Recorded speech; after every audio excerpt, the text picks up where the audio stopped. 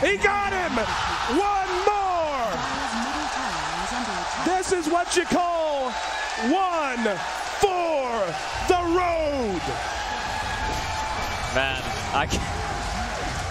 The game for IG. Who leads the way? I believe it should be Zoe. They're gonna cut for the shorter path. They storm up the river. Patience from Zoe. Waiting in the wings. Navi's about to be caught. Oh, there's the sleep. The surge. He catches everyone. Oh, this could be a total disaster. Vacuum in. Ravage on everyone. The black hole as well. Light of heaven turns it around. Ravage as well. Stolen by Denny. Are you kidding me? They turn it around. 4 heroes dead for 5 IG. heroes dead. Chuan trying to survive.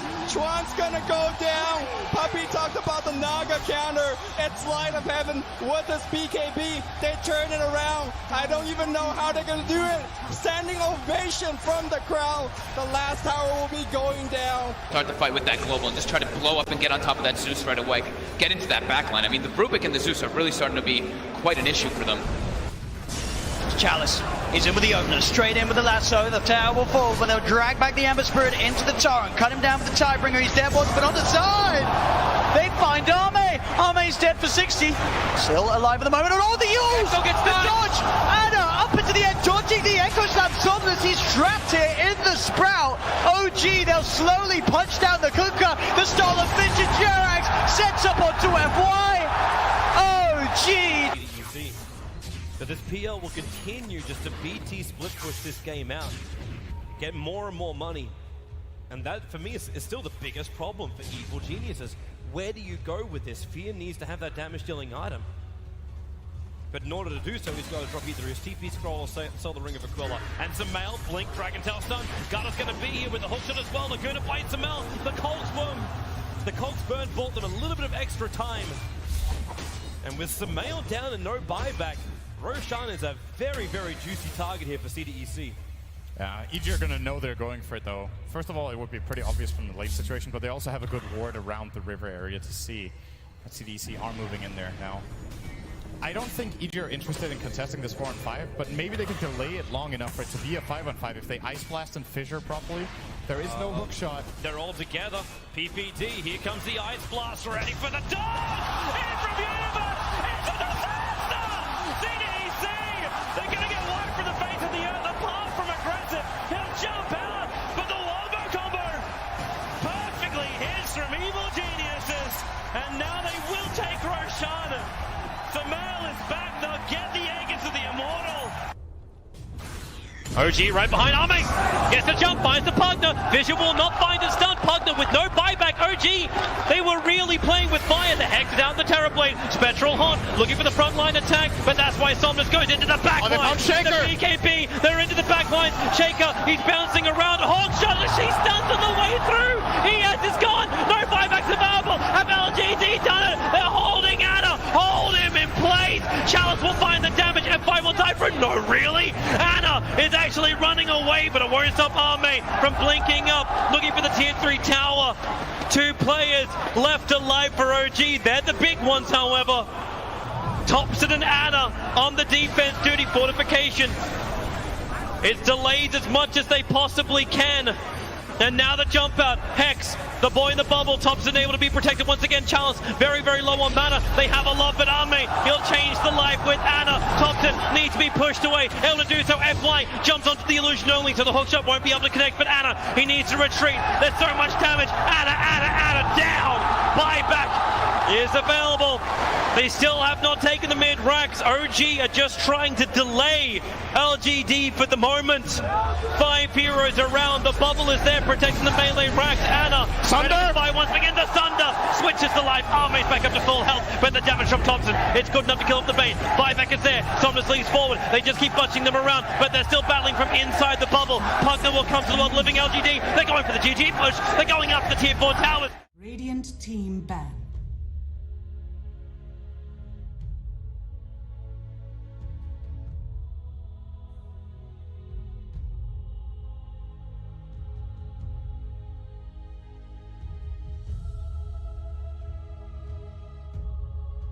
Ten seconds remaining. 5 seconds remaining. Dire team ban.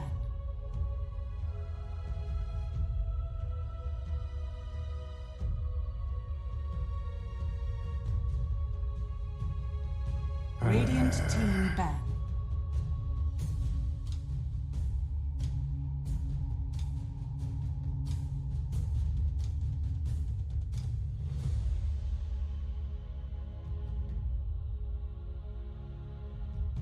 Ladies and gentlemen, welcome to the second last day of the group stages for the DPL-CDA Professional League Season 2.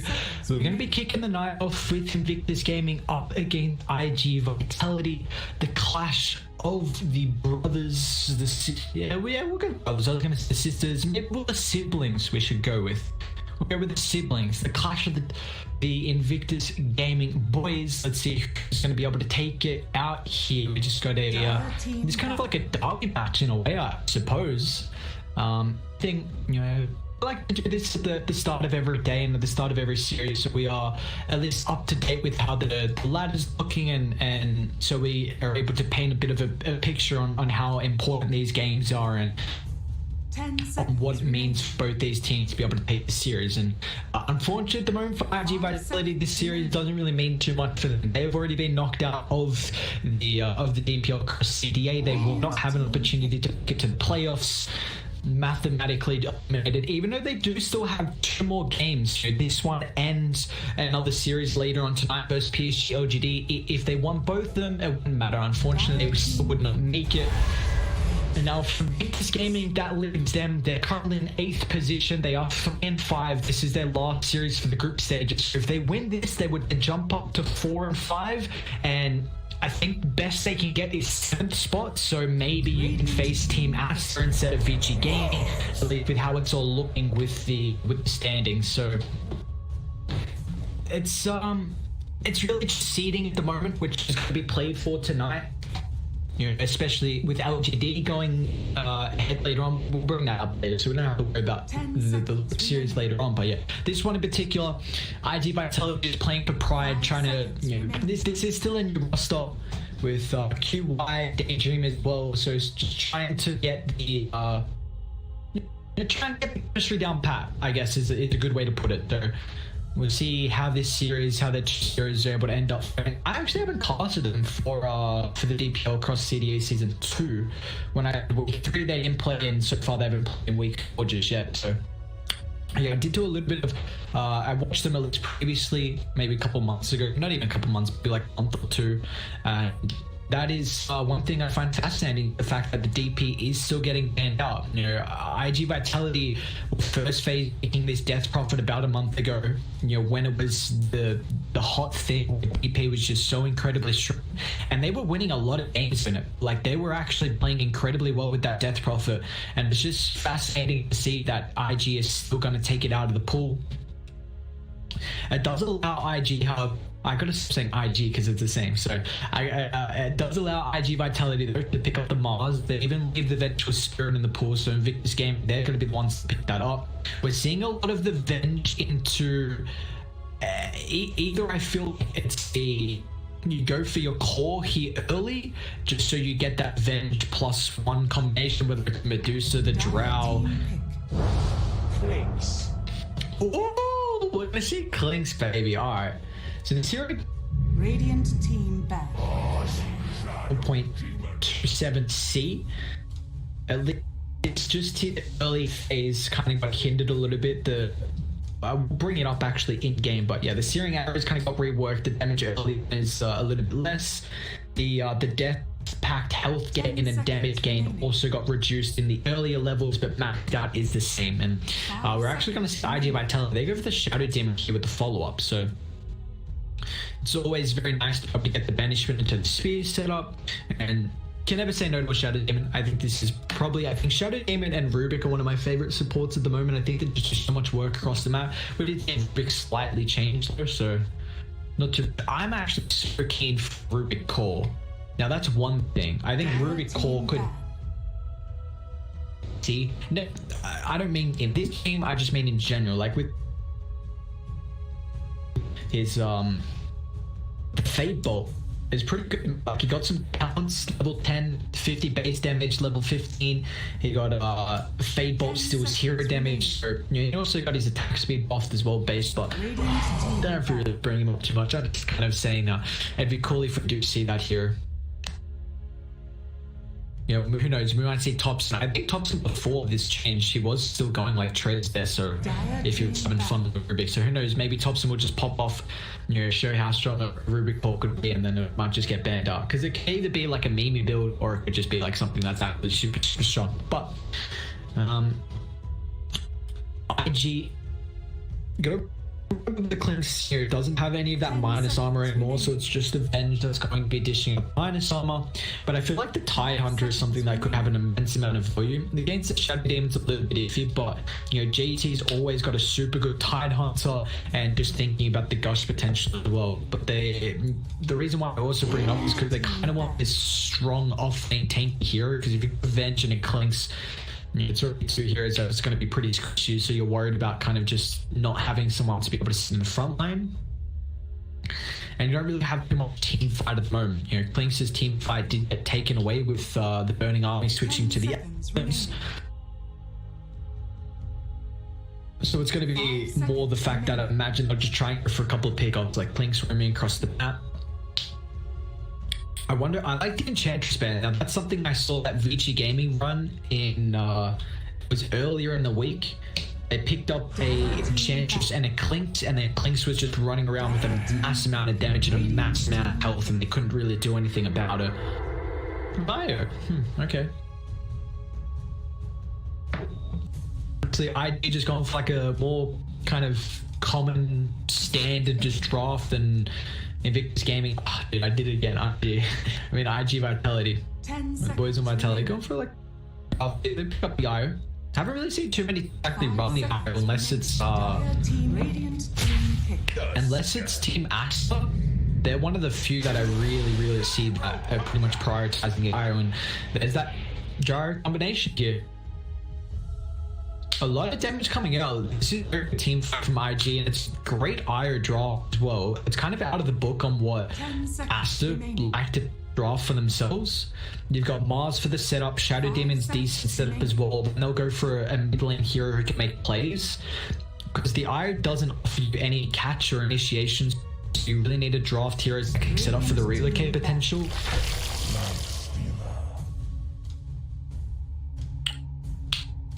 Why? Are they going to play the Clinks as a 2 or a 3? We saw Vici Gaming play the Clinks as a 3. It's an okay lifesteal game. It's not the worst. I mean, how do you actually kill the lifestealer unless Gyro gets super farmed with physical damage? Because IO and Shadow Demon's not really going to deal with the lifestealer. It's going to have a pretty free lane. They've got a lot of physical damage from Invictus Gaming at the moment, and they're even going to protect that lifesteal. They'll get rid of the Razor. They don't have much reserve time though on Radiant. Trying to think what else. Void's for ban. Void's for not. 10 seconds remaining. It depends on how you want to run the Clinks.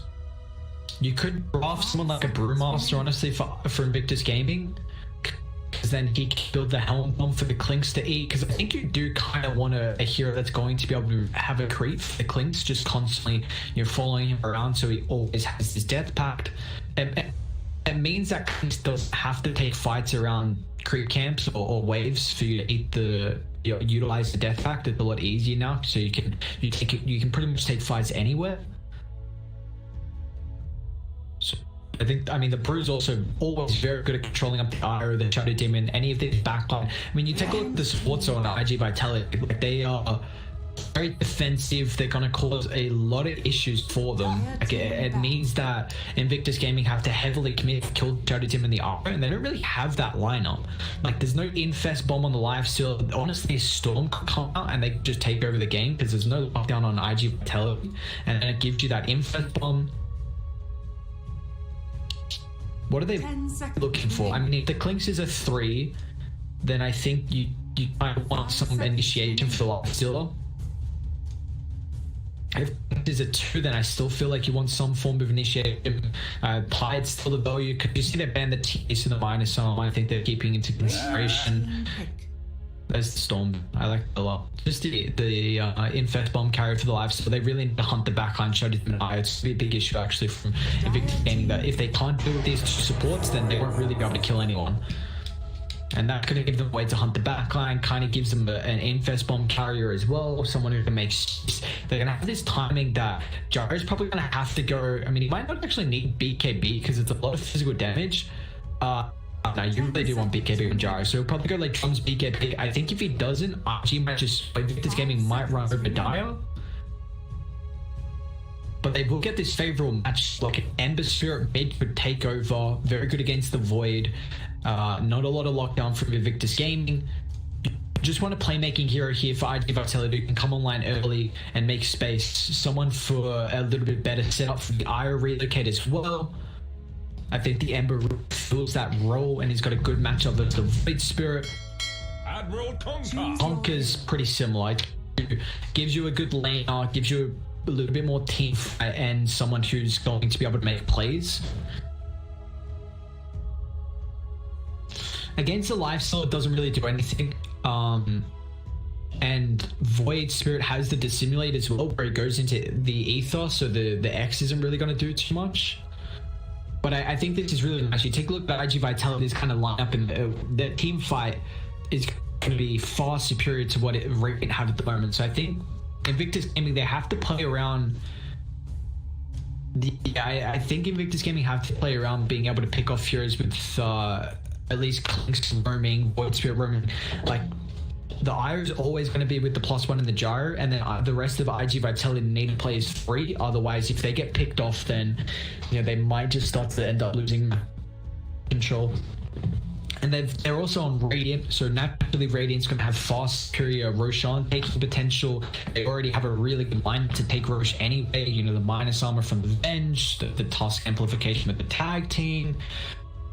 So I want to see how Doodle plays this game out. If he does go the drums BKB, which I think he will because they're worried about, I believe, I'll tell you, late game, they've got this game easy. Actually, do they? Because Clinch's damage output is freaking incredible with that change now. Did they actually take it late? Lifesteal late game's not the worst. He's definitely a lot better than what he used to be.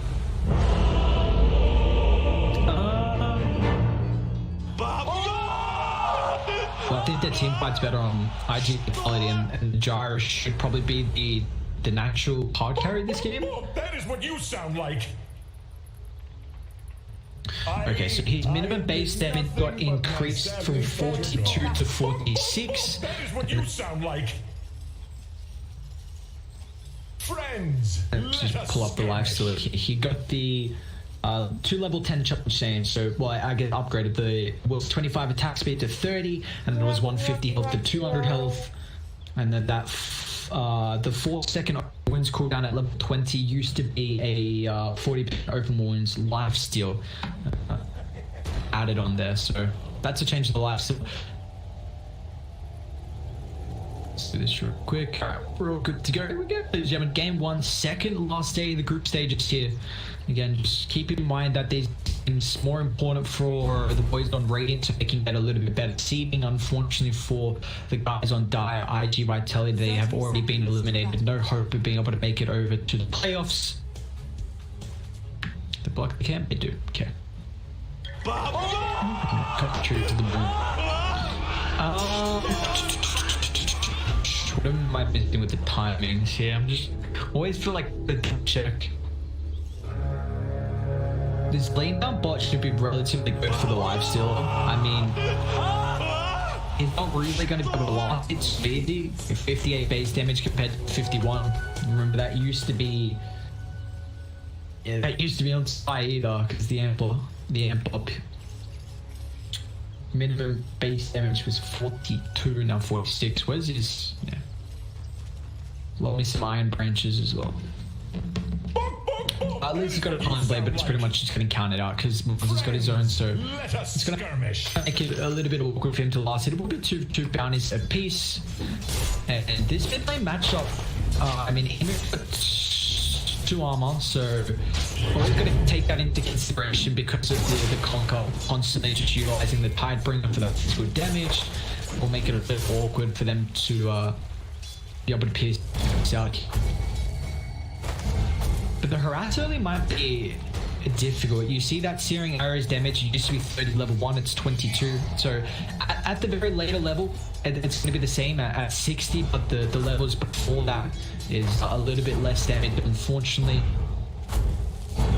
Everything else in 7.27C, you see the Death Pact health gain and Death Pact damage. On the earlier levels, it just got reduced a little bit, but the identical was well. So it's just kind of hindering the clinks until he does hit the kind of that level 18, and then he's going to be around the same power spike as what he has been previously. And I do wonder, you know, if Ollie honestly might just go for like a Helm Dome this game potentially, because I brought up in the draft that you kind of like to have a hero on your team that can just chuck a creep at you, and so you can constantly have this free Death Pact. You don't have to play around where the creeps are situated. But he's having a pretty good time mid at the moment. 8-0 compared to 10-1, so don't know how the range people. Yeah, I was gonna be able to transition. Butterfly effect should be able to harass a little bit better. I mean, Neil and Mike off the Conker, it's usually favored him because he's got better harassing potential. Ollie charges out, only one poison, fly. He's gonna take a bunch of his own damage here. Do really have to be careful, man. Trading is not as strong in rain. I mean, you can't really right-click Kaka. Chase down, and then he got 1 point of the rocket barrage, but Kaka, with the boots, he should be able to disengage here. QI cuts on a tree. Kaka, one more right-click, will pay the price. It's going to end up falling nicely down from the arrow. Cut him throughout the trees, had to be able to secure the first blood. The beep, beep, boop. 46 damage was all required. Even that forearm mitigation as well. Playing Tusk. In the bottle over. I see. This guy's a really guy, brother. Yeah, I'm gonna fetch you. Like, you gotta be careful here. Oof. What happened to that? What did the remnant eat? With the creep? I don't know how it didn't connect on the Conker. How's this bottom lane going as well? Life's still at 10 last. It's monsters at 14 at the moment. I have a bit of an issue with the creep equilibrium. It's getting shoved out. Diajik flip up the creep wave, unfortunately. It looks like potentially for mid. It's the simulate but I have another pulse available, but effect with that Tide Bringer. And as long as he's playing away from the creeps, Gamer doesn't have to worry too much. So we'll force the Conker back. Really nice harass from the Void Spirit. Butterfly effect does actually just get a so he's got a bottle actually picked up himself. Gonna try and keep the sustain for the lane. We will probably see some rotations come through from the position forwards to help out for the power runs. No one's actually leaving at the moment, so it's just going to be who guesses the right location, whether it's emo or butterfly effect. I'm just going to go towards top. It does get X dragged back, unfortunately. That's not going to get top, but now emo, he's going to be thanks for the X, brother. Down, get a free illusion room. Plus saving a force a rotation here. He does drop a fresh ward. They might have scouted out his inventory before he placed it if they... It's not. Good turn. Butterfly effect with tag team. Tries to leave in the torrent. We'll hold back the Void Spirit. 68 the remnant as well. Without the level 6 on Emo, he doesn't have the follow-ups. Butterfly effect will be able to stay alive there. Nice torrent here. That breaks through as well, so it's been relatively tanky. Level 6 is going to be pretty big. I mean, Emo will have to dissimulate to dodge the Conker boat, so there should be a little bit more playmaking potential on Void Spirit. And we can't really see rotations from iG.Vitality. Like, Shadow Demon move from mid, you're pretty immobile. You know, nothing you can really do unless the Void Spirit revives, so you get like a banishment into a taunt potentially. You know, I's not going to rotate either, so I imagine we'll see it's putting a lot more emphasis on his car down, but we'll snag away the bounty. Unfortunately, QY is already up on the high ground, so it's going to take Emo's bottle, or at least, you know, stop him from refilling up the bottle, but Kaka does the same. Emo's going to have to go back. What's he got coming out on the corridor? He's just got another boss. Just going to try and farm up the jungle. Ollie just stroke a little bit of experience in the meantime. As well have someone here getting experience, and looks like the side lanes are pretty even at the moment. You know, JT 21 last hits, Jared 25. He does have 10 denies, and as you take a look, Mars is on the top. Life still keeping neck and neck as well.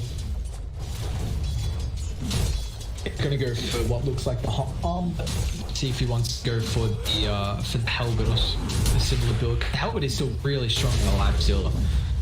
It's gonna be graded against the gyrocopter.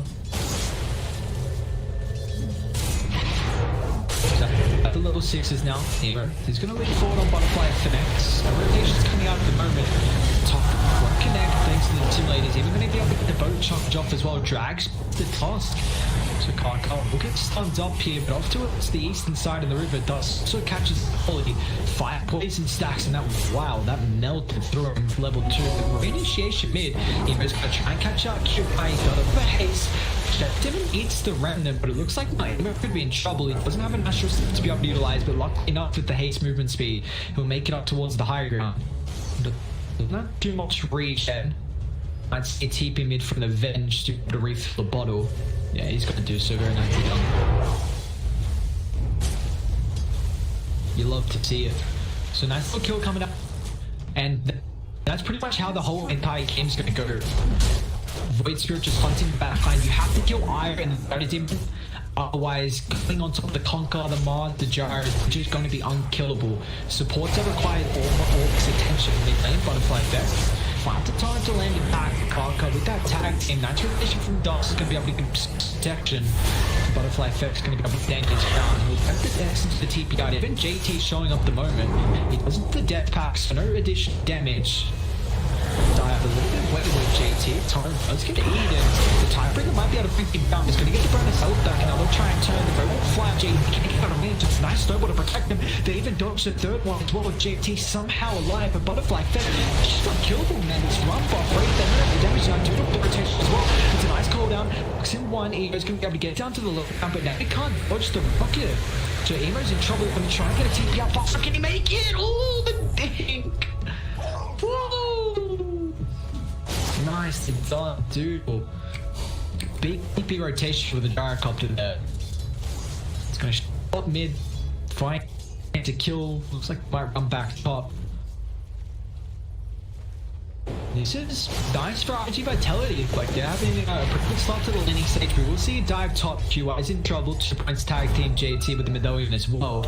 So he's got himself a little bit of minus armor. Now this top tower is going to be under pressure here as we see the Pling slowly siege this one down. They've got a very nice deep ward that I imagine Doodle is going to take away.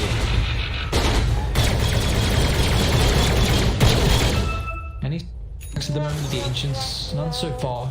Even though they did have the Shadow Demon playing the off lane, so put in a better spot to be able to create some stacks, but it's not the case. Life still top of the network though. It's straight for that helmet. Straight for the armlet. Apologies. But it looks like Dire still want to protect the tower. Arsu does have the ultimate, so the I don't know what the cooldown ult is. I mean, take a look. The Conquer, 80 seconds level 1, 60 maxed out. Butterfly effect, you know, same with the 60. Cooldown, that's probably the longest, just a flat 90 there. So, honestly, the AoE team fight iG.Vitality have, they're going to be able to take some pretty good mid-game fights here. And I think Butterfly effect just wanted to try and tank up.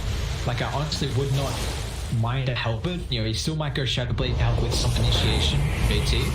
Look, they need Sabrina to be able to secure a kill, and Adrian dropping it should be enough. JT, he's in trouble. They get a rotation from Emo. They bring down the cleans. Toss go a little bit late for the rotation there, but it looks like Daydream's going to pay the price and fast. Fish then knows he can't retreat, so he's going to try and stand his ground. Slid against him, a couple of bottoms, well, fly. Might see the rotation top. Does he want to stand his ground? I mean, Lifesteal is a very good laning carry who doesn't need much help. Self-sufficient, so that's why we've seen pretty much Fly just solo the entire game. Look at the farm he's getting, man.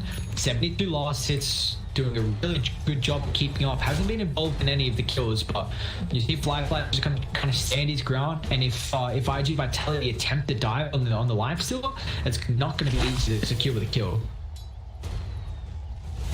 With the Invictus, QI, they're going to send a drop from the backline. It's not going to be easy to kill off the IO there. won't be able to be numbered. Meanwhile, top, in fact, Dust will be a much easier kill as Emo is going to find his third of the game here. Very nicely done for the Void, so Kaka even getting involved. Bars is hunting for a bit of a return kill here, but he's not going to be able to find anything as Emo is already back. Keep the bounty for him to claim as well. There's a lot of bounties. Looks like Radiant. Did they get 3? No, it was a 2 for 2. I really hate that it comes up with the bottle because it just like messes up with the feed, makes it awkward. Any stacks at the moment? Still no stacks of the Ancients, but yeah, he's gonna go the Harmlet. I like this, just gonna tank him up. He knows that he kind of needs to, like Invictus game's damaged. Lifesteal needs a lot more items. Clicks as well will need Death Sense really has impact. Firefly is not an easy kill, but you try and get him before the rage. He can dip out if he wants to, but he's going to dip out. They do have the Vision on Kark on that movement, so Snowball to dodge on top of the creep wave rating. They need more rotations, they need them now if they really want to take the fight, but it looks like Kark is stuck out there in the eastern tree line. So he'll get dragged back into the turn, into his demise as well. Meanwhile, mid is trying to shove up the lane here, just rotation top. So they're pretty content, it looks like. Invictus Gaming boys on Radiant just want to trade the safe lane towers. Can they kill off Daydream though? Is Dire gonna get the tower before Radiant can start pressuring? So by the time they get it, they can defend top still as well. Invictus Gaming more content with just giving space for Firefly. It really does need these items, even the Clinks as well. At the moment, their damage is kind of lacking. They're gonna go double Desolator. So nice tower for the boys on Direct Claim. We do see Double as well going for the drums into BKB, so really wants to get involved early. I think that's a big issue. Look, you're worried about lifestyle in this item time, and then if you go drums at Ags, drums at is good for farming, and it's going to give you a little bit of fighting as well, but it seems like it's going to just keep getting buffed, man. I mean, now it's down to an 18-second cooldown. You can farm so incredibly fast. Like, you don't need that items. Previously, you kind of did, because it was a 40-second cooldown, I think, if I remember correctly, on Flight Cannon. So you just could never really utilize it for fly. See how aggressive he's getting far at the moment. He's got Rage, can TP out. If he doesn't do it straight away, then he's in trouble, but we'll make it. Ready, they're wrapping around. Where did he TP to? Back to the P2. They will see him infested up, so they should know a movement coming out. QI's got the relocate attention. They're going to try and hunt that Doodle. And they've got a way to start off the relocate. Looks like they don't. Now with the swap back, it might be enough. Out of range. They do even lose the life stealer. I don't know how. They got melted. I think the cooldown and our Dire. They can take the fight. They've got reinforcements coming in the vicinity. Mars is going to have to follow up as well. The banishment locks in Ollie. The burst from the poison's enough, and now Doodle's even on the hunt. Oh, Carl getting cheated down by the missile. It's going to be a difficult dive. Let's see. Get with the missile stun. Adrian gets in range for the spear, and now with the magic damage, iG.Vitality will claim 3. Emo not wanting to get involved before the Yule Scepter. A little bit of an awkward fight. Oh, the wrong overlay. I didn't even know until now. Oops.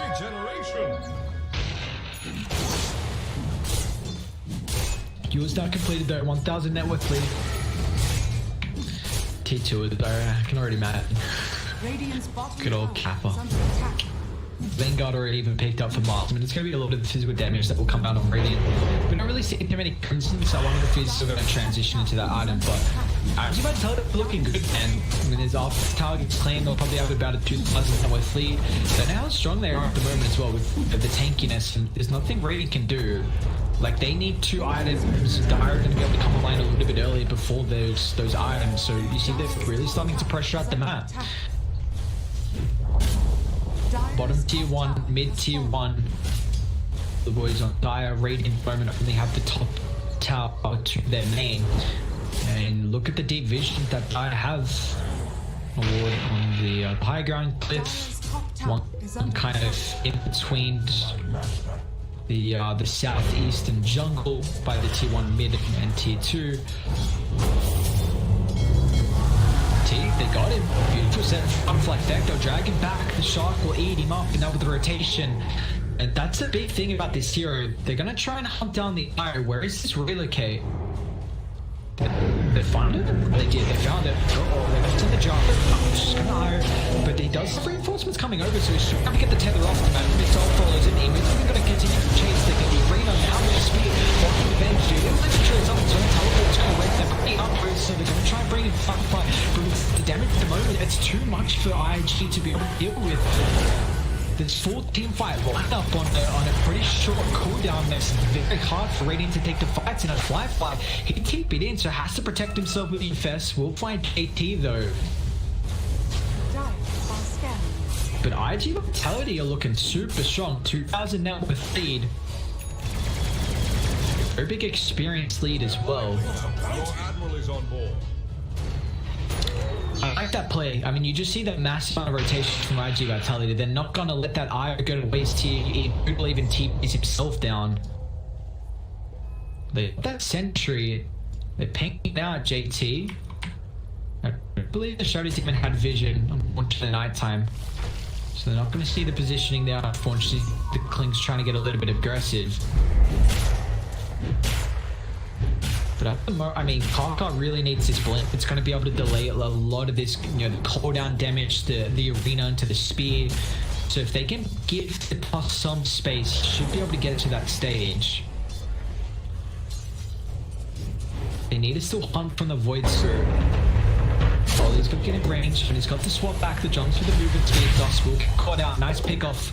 Playing around with that vision. It should reveal that the water in the vicinity. Oh, step forward a little bit too far, but now down bot. JT, he's in trouble. That's on cooldown, the vision to be able to secure the kill. The skeleton walk not enough to keep the Clinks alive there. Firefly's farm has really been hindered. I mean, he was top of the net worth after the landing stage. Now he's falling behind. Taking a lot more of the hard farm because he knows he can always rage TP up. I have this vision advantage where they're literally just suffocating Radiant away from the jungle and making it really awkward for them to find farm across the map. And this has allowed them to get a kilometer 3,000 net worth lead. Structures are fortified. Dust.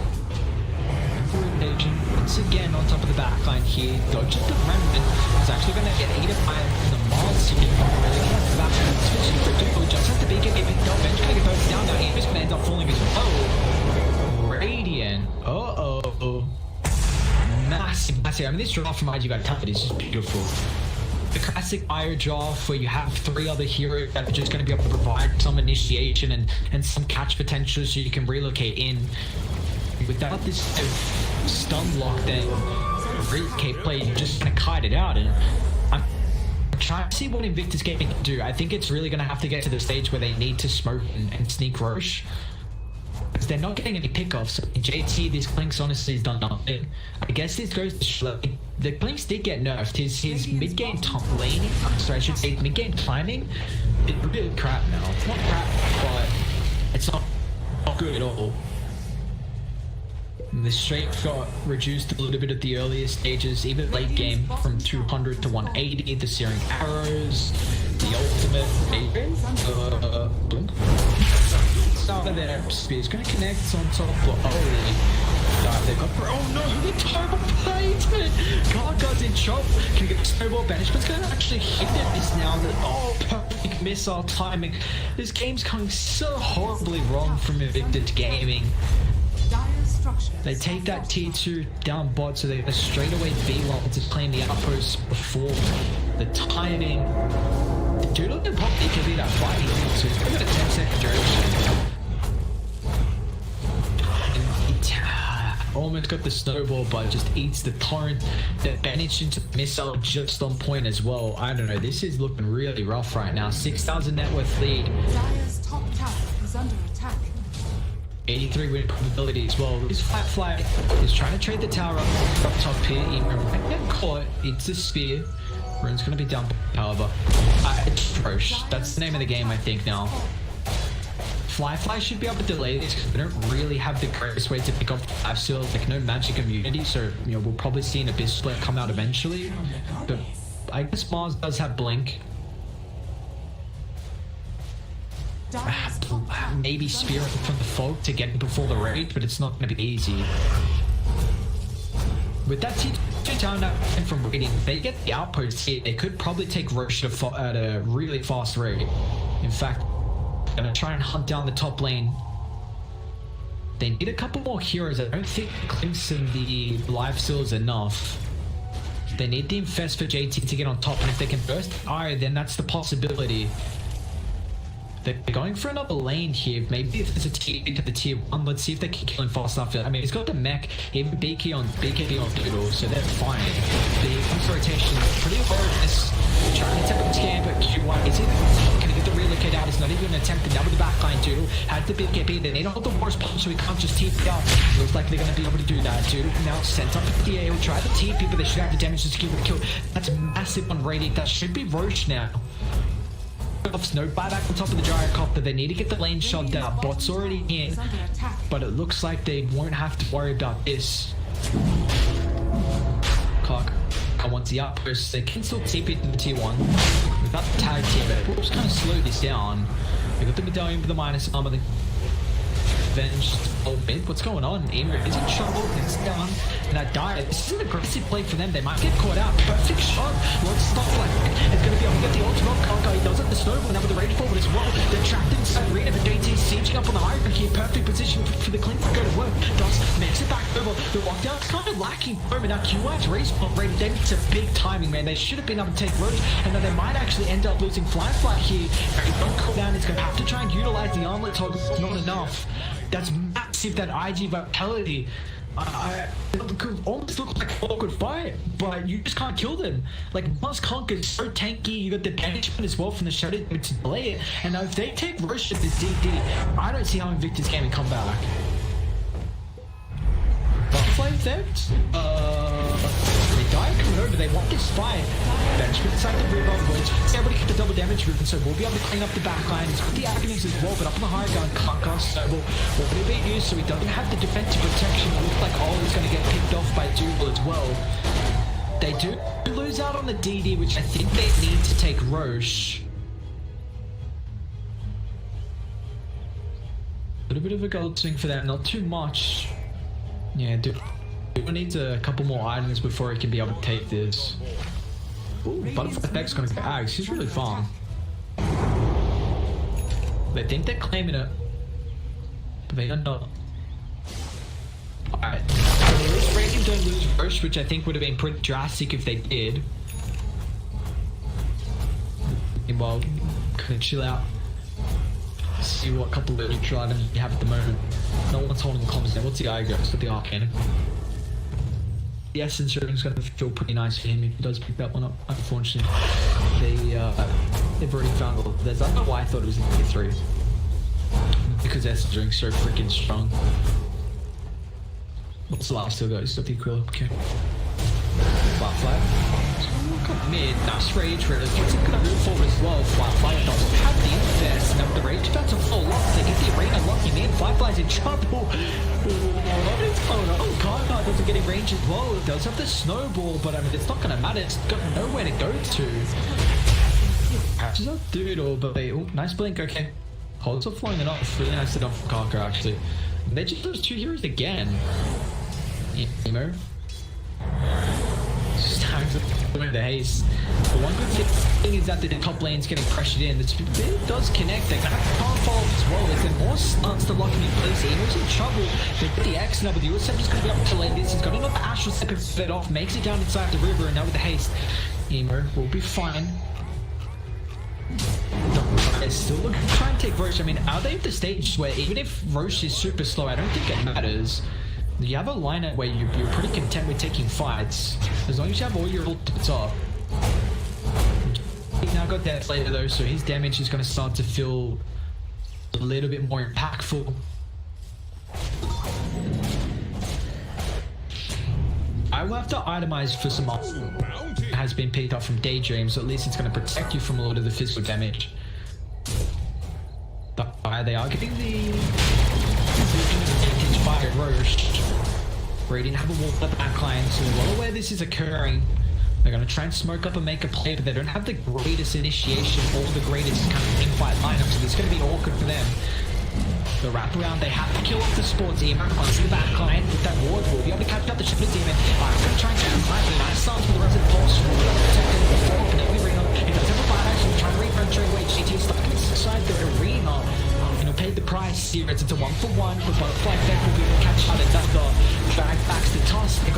shard as well to be able to utilize for the spear. So taking the fight inside the river, unfortunately, Shadow Demon, remember, he just got back down with the rear. Okay, dude, just gonna try and wrap around here. It's a beautiful start. Shadow Demon still ends up falling. Firefly's got the protection of the rage. He needs to try and get range for the first. Nemo doesn't have any more actual step charges to the dragon back before he gets into his orb. Sit there, but a quick snowball keeps him alive. JT, can they take the fight if they're taking up with the torrent? Looks it through. Massive amount of damage. Iron's gonna be able to find the block to keep them alive. Firefly's in trouble. He's got the rage back up, gonna try and utilize the armor, but on the backline. We take a look. Nemo's hunting. You'll kill off the conquer. The speed dragon way as well. Somehow still alive. This fight dragging on for days here. Catching JT. They've got a sentry available from QY. JT could be in trouble. Just a sentry. Now the damage from Doodle's going to be enough to secure the field, but it looks like Invictus Gaming, they want to get from Inch, however, Mars, Tanky, they're meant to be able to kill him up, and now Invictus Gaming, they just got baited. iG.Vitality running all over them behind the tier 1 tower. They even claimed this one after the fight, and should be able to go back and take push as well. What an incredible team fight from Dial. You see how much emphasis that Radiant needs to put on the supports, but man, oh man, it took them so long to kill the Shadow Demon twice. They didn't even touch the Io. I mean, this Ghost Scepter mech, that's all Io needs at the moment. Take a look, like Gyro's at the stage where... this isn't even a Gyro's strong suit. He's got a stage where... killable Evo might be able to take this. The mark, Radiant, they bring the points over, however, Daydreams starts up Firefly. As the Rage, if he wants to move forward, does actually eat the missile, he's going to be fine.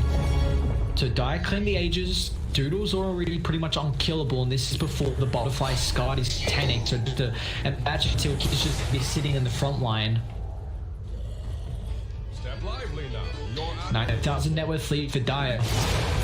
15k as well. Remember, the boys on iG.Vitality, they are playing for pride, unfortunately. Locked out. No chance of being able to make it to the playoffs, but still a new roster. Trying to build the chemistry, and the chemistry is looking good at the moment. Very beautiful game 1. It's gone Octarine, huh? No BKB wanted this game. Just gonna have to go full aggressive. Quick jump if he does want it. Looks like he'll send back the Essence Ring. They even get a Titan, so it's pretty nice for them. Just damage right now for the Clinks. Clinks is getting no farm. I mean, 100 of them last hit the bottom out of everyone, out of all the cores, I should say. And this is a hero that doesn't really fall fast at all, so you're just kind of hoping that level 18 is going to be big. So once he gets to the 14% bonus damage and the 100% bonus health, you know, they did still nerf Clinks' mid game, you know, until he gets all the abilities maxed out. It's going to be the even stage here.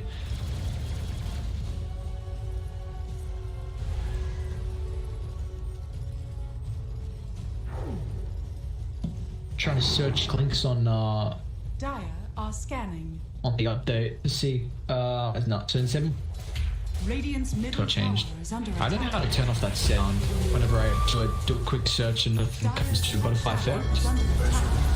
Oh, Kaka, you're in trouble here.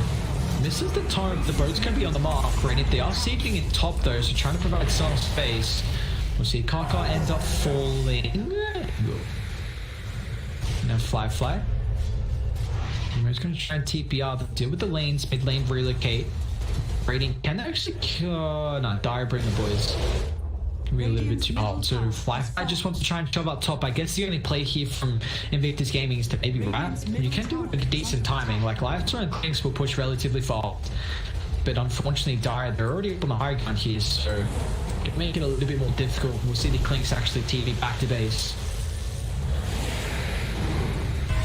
Holy. Dire's top tower is under Just a attack. missile there. We're going to DP the Fly. They wouldn't be able to trade objectives. Going for mid, but now with the swap back into Remnant, this is a nice opening for them to keep bursting down. QI's going to probably get a range for the hero to knock bench onto the back line as well. Bench does have a buyback. Have to toss it out here now, but the defense as well keeps the life so alive. They're going to drag back JT to see if the movement to get on range. He doesn't. Now Radiant, then they take the fight. They're forcing Dire and Krillin to the deeper look at the Torrent Storm go to work. Locks in two. Firefly in the back line as well. They just have no damage. It's a dieback.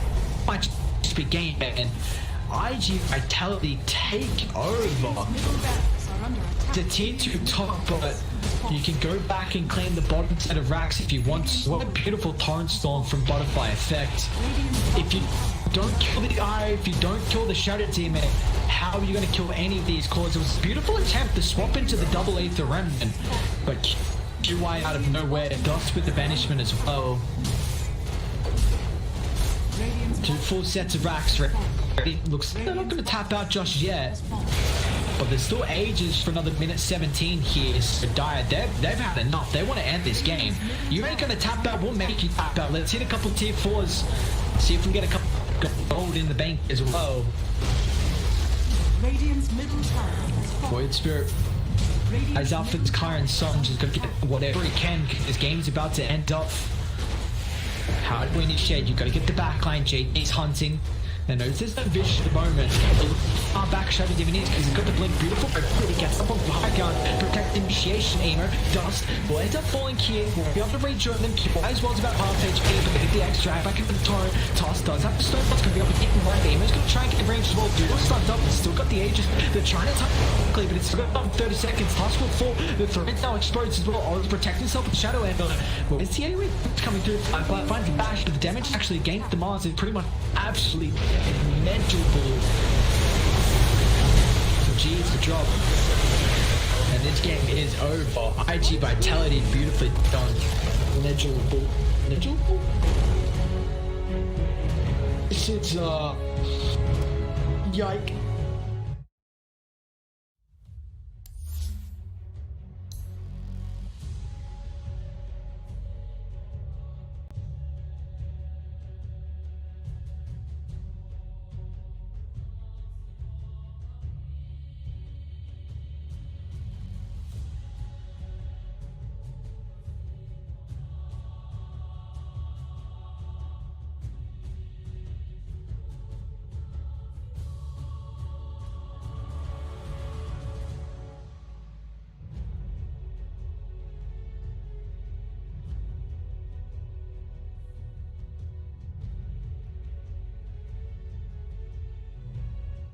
$1,500 gold. He actually is going to go straight into the pipe here, opting to tank up even more. Rolling boulder from Seth misses again, but there's the invest bomb, and this time Ohio's in trouble. Roar will come out, they have the magnetize, they get off the silence as well, and Ohio will get right click down. The exorcism will go from Mushi, doing a decent amount of damage to that aggressive. The Borislow comes through, he has no infest, he has the armlet toggle, needs to be careful, the spirit siphon coming out, the glimpse back onto aggressive, gets him back in there. They get the grave off in time though, the open wounds will come through, they have the kinetic shield. There's the black hole from the low ground, on to 3, Stefan Blas and Amoy are gonna get chewed down, 3 dead, Mushi gets a double kill. DJ, are you kidding me, from the low ground? DJ, God, the crowd, he just goes insane as he hits the black hole of his life. And Likely could just give this one up. The vision advantage with the Hawk does help.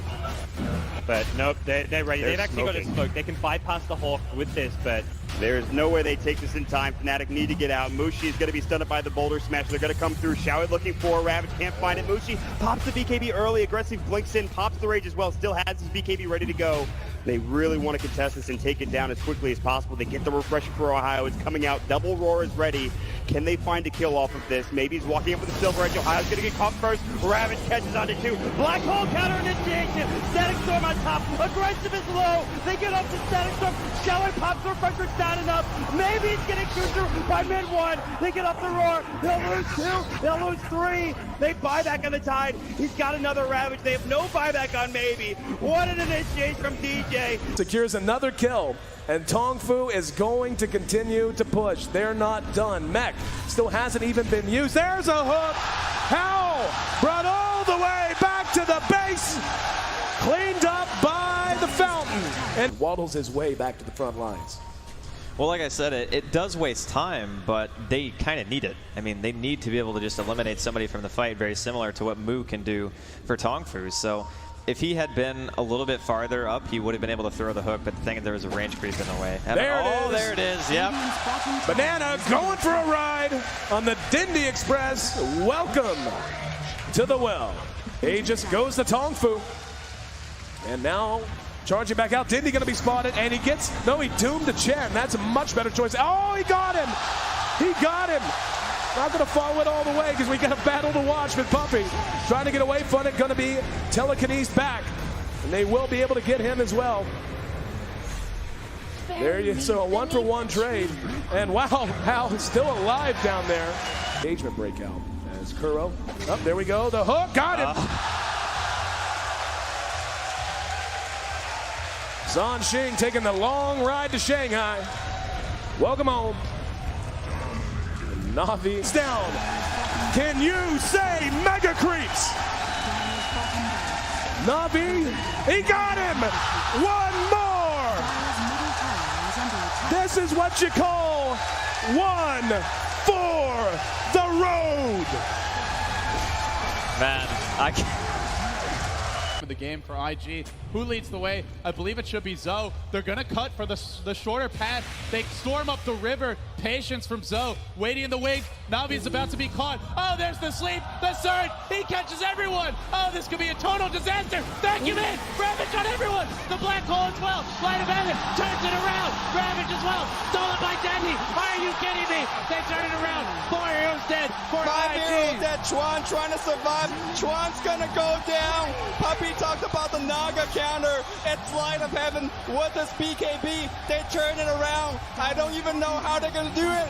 Standing ovation from the crowd. The last tower will be going down. Start the fight with that global and just try to blow up and get on top of that Zeus right away. Get into that backline. I mean, the Rubik and the Zeus are really starting to be quite an issue for them. Chalice is in with the opener, straight in with the lasso. The tower will fall, but they'll drag back the Ember Spirit into the torrent, cut him down with the Tidebringer. He's dead, but on the side. They find Ame. Ame's dead for 60. Still alive at the moment. And all the use! The dodge! Anna up into the end, dodging the Echo Slam. Somnus, he's trapped here in the Sprout. OG, they'll slowly punch down the Kuka. The Stolen Vision Jerax sets up onto FY. OG! So this PL will continue just to BT split push this game out, get more and more money. And that, for me, is still the biggest problem for Evil Geniuses. Where do you go with this? Fear needs to have that damage-dealing item.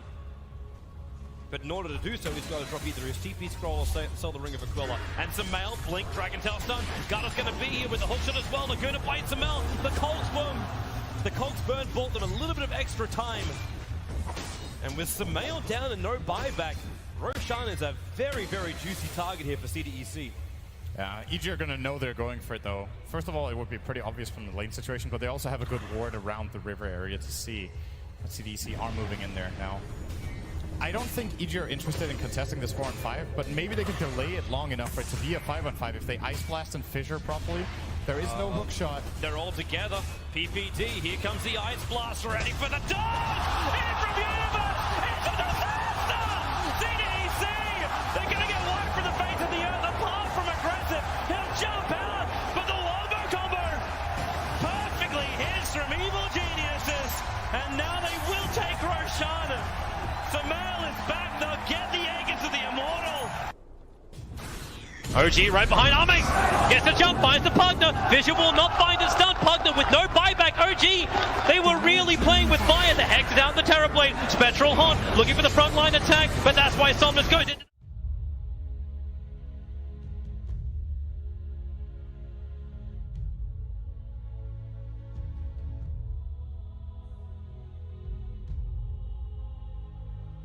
Seconds remaining. 5 seconds remaining. Radiant team ban.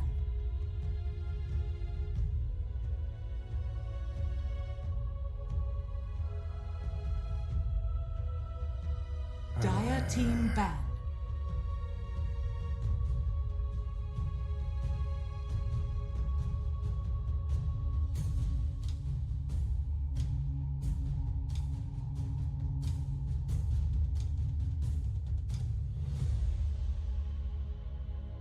Seconds remaining. 5 seconds remaining.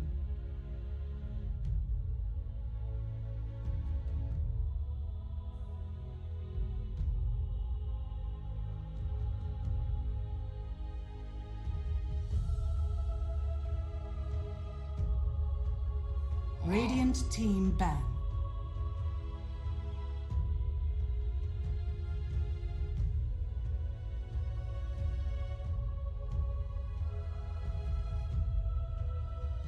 Welcome back to the gym. We've got game 2 underway. iG.Vitality with a very, very strong game 1 performance here is going to be able to secure advantage heading into the second game. We take a look with bans and picks already underway. It's actually going to be a bit of a switch up here. iG.Vitality, they'll still pick up the Clinks, even though Invictus Gaming didn't have too strong of a game with the Clinks. We see the Mars and the Clockwork banned out from the boys over on Dire. We'll not be surprised if this event is going to get overdone with already just... It seems like if the team has first picks and Avengers available, they're prioritizing it a lot. And they might be a little bit different of a draw. Well, I guess they can't go Avenge Cling, so yeah, it definitely will be a bit of different draw. But already with this change, so they do leave the Iron in the pool. 10 seconds. So they prioritized a couple of different bands here. Wonder if we'll eventually the Shadows in as well. Oh, it'll be the Shaker. Get banned out in the first game, in the first phase here from Invictus Gaming. They'll let it through, and now iG.Vitality can pick it up. It does get instantly answered with the Rubik. So it's a very good Rubik. Whenever you see Shaker, just very, very good Rubik game. Fissure is probably the best ability to steal, I think, for Rubik. 10 seconds. Love to see it. You can make a whole lot of plays happen with that. Dire team ban. Queen of. It doesn't leave the Quap now available, which didn't get touched in game 1. It is the Queen of Pain into the Rubik, and pretty much all the Quap's abilities are very good for the Rubik to be able to deal. Blink, Scream, Sonic Wave, Daggers. Not as strong as rest, but it's still pretty strong.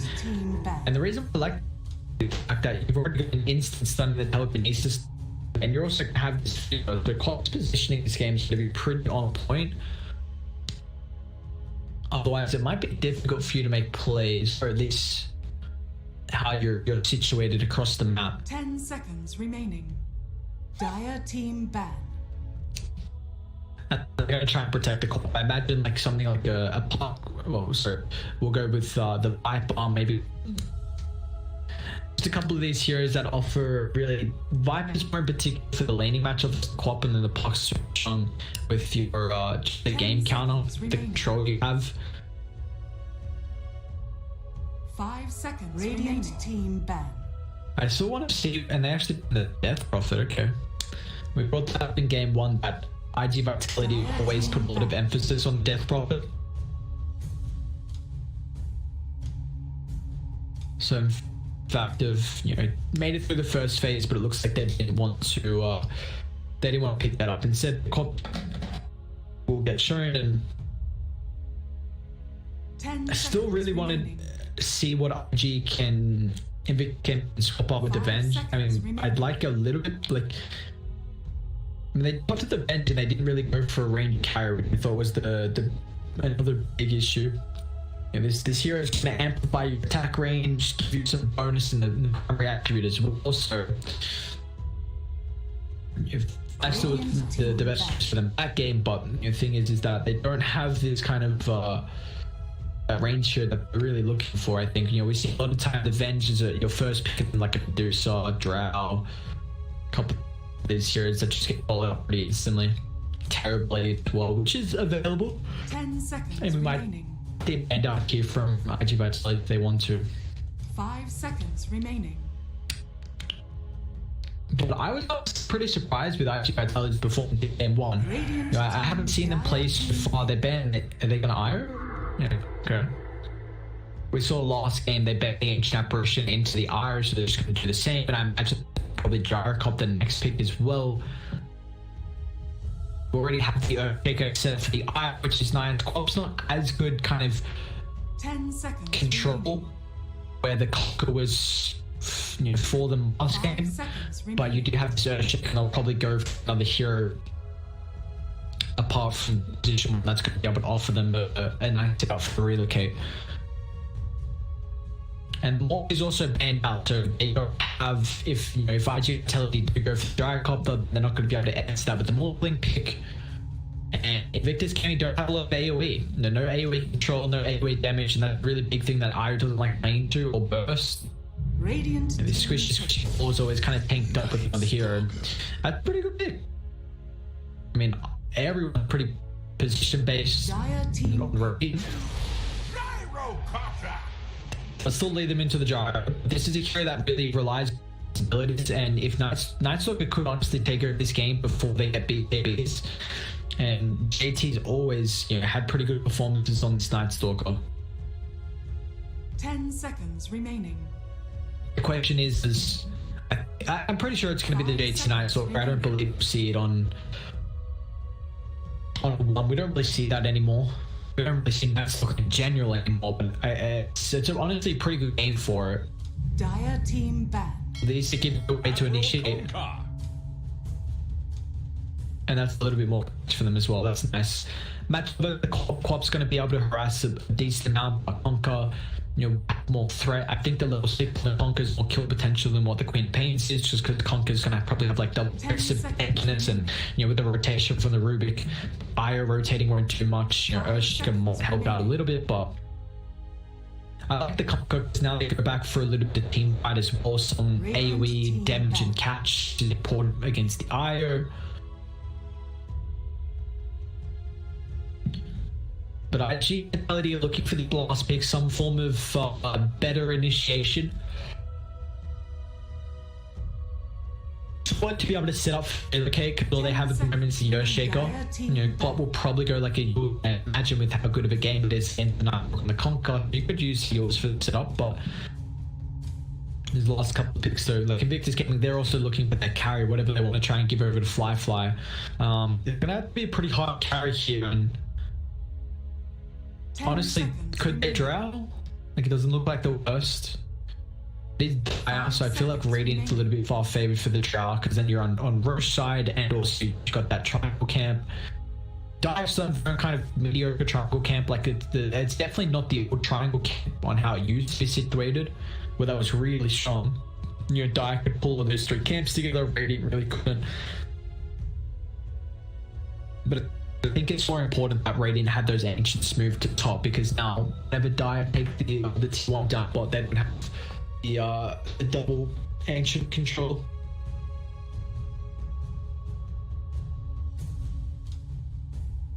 They don't have much reserve time either on Invictus Gaming. I don't think last game had much reserve time either. Not that it really mattered, but it was just interesting to look at with what they had left over. They banned the Timber.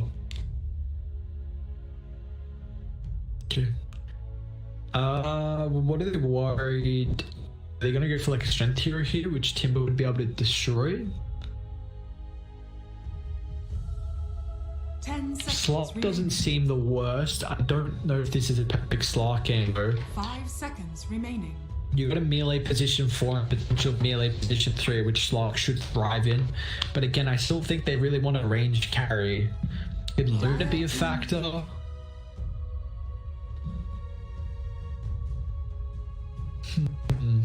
You can go for this 4 protect one if you really want. Medusa is still available. We do see the Venge Medusa a lot. Gonna have a little bit more time this game. Conker can make the plays across the map. So can avoid Spirit, but I think the damage this game from Invictus Gaming is going to be a lot stronger earlier on than what it was. They kind of need those 2 items. They're gonna draw. You might now be, there's no Mars available, but I think a Centaur from iG.Vitality, they need some initiation. Centaur, Legion, don't wait to get on top of the Drow, don't wait to set up for the relocate. They're probably one of the 2 of the best. You can tell Earthshaker's a position 3, and then have that flexibility and go for a 4, like a tiny potentially. You got, so the Axe, the Centaur, the Legion. Centaur would be a little better because the Stampede to get out of the AoE silence on the Night Stalker. But is Centaur really strong at the moment? I don't know. I feel like that Pain to retaliate and just in general kind of put him in a bad spot. I think this, whatever iG.Vitality, you want some way to be able to get on top of the Drow. somewhere to get on top of the drum with a setup for the relocate. Because at the moment they got a pretty good overall strong out-rounded lineup. What is the lane? So Revenge, Rubik Knight. Okay. I'm trying to look to see if there's anything else they can pull off any shenanigans. No shenanigans can be pulled up. I was trying to put a twist on the word, but it didn't really work. Didn't work out too well. They got the Ultra last pick, so they're going to be able to get the favorite matchup. I mean, at the moment, it looks like Drow's going to try and play around the lane level 6, and then for the jungle. I mean, you don't really farm up the jungle as a boss anymore with the marksmanship because the one hitting creep, so you really actually rely on your frost arrows and multi-shot being maxed out because the frost arrows. You may now select your heroes. That was another hero I saw, but I didn't think that would do. He did get bumped up, and this is a really greedy hero. I just don't think Dude is as good of an initiation for a replicate, and that's why I didn't bring him up. But it's a great way to get on top of the drow. You can kind of just blink BKB Scorched Earth and run on that hero, and then IG won't do anything. Like, they've got to walk by guess, so early position has to be pretty strong throughout this game. I like the lineup on iG.Vitality. I just think we saw what the Iron do last game. I think JT really has to pop off. It's a pretty good Ruben game as well. Like, a lot of good abilities to steal. If you can have this kind of mid game where he steals Vision a couple times and make plays with the Night Stalk, the nighttime, and the Conquer rotating. Can Invictus gaming come online before the Gyrocopter? Will probably Doodle again go drums BKB and be able to fight early and then go Ags afterwards to keep up with the farm. I just like the iG.Vitality lineup. I mean, the Cops can be able to make a lot of plays across the map. You're not really worried about too much early, but this is a game where Cop can definitely die a couple of times with the amount of lockdown Invictus gaming do have. So, by effect, might go for like a defensive route. We just kind of see that awkward rock, but it's a very good yield except game. Even like a BKB if you want to rush that instead of the yields.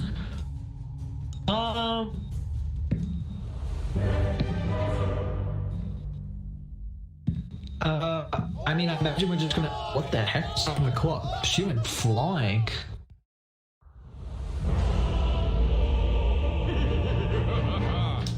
So it just yeeted that quad bump in the air.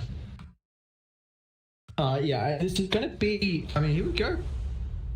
I'm intrigued they're actually gonna be able to play this one out because you're always kind of like half in the side of being able to kind of put down objectives really early. Or you're just going to momentum on a farm. I think this is kind of a difficult game for the Drow though, because Cop's going to blink on top of the backline. You don't really have any defensive support. So you got the Venge, but Dude's going to get on top of you. Earthshaker's got blink. Jar, they're just going to pop AKB and run at you. Cop's going to get in your face as well. So it's going to be a pretty difficult game for the Drow's positioning. And they're going to aggro this as well. So they're going to put Daydream solo against the Night Stalk, and they're going to try and aggro. This is a pretty decent aggro lane, honestly. Shaker being able to protect with the fissure. Joe Branch is a hero that is very, very reliant on mobility and positioning. So the fissure is an incredible ability to take that out of effect.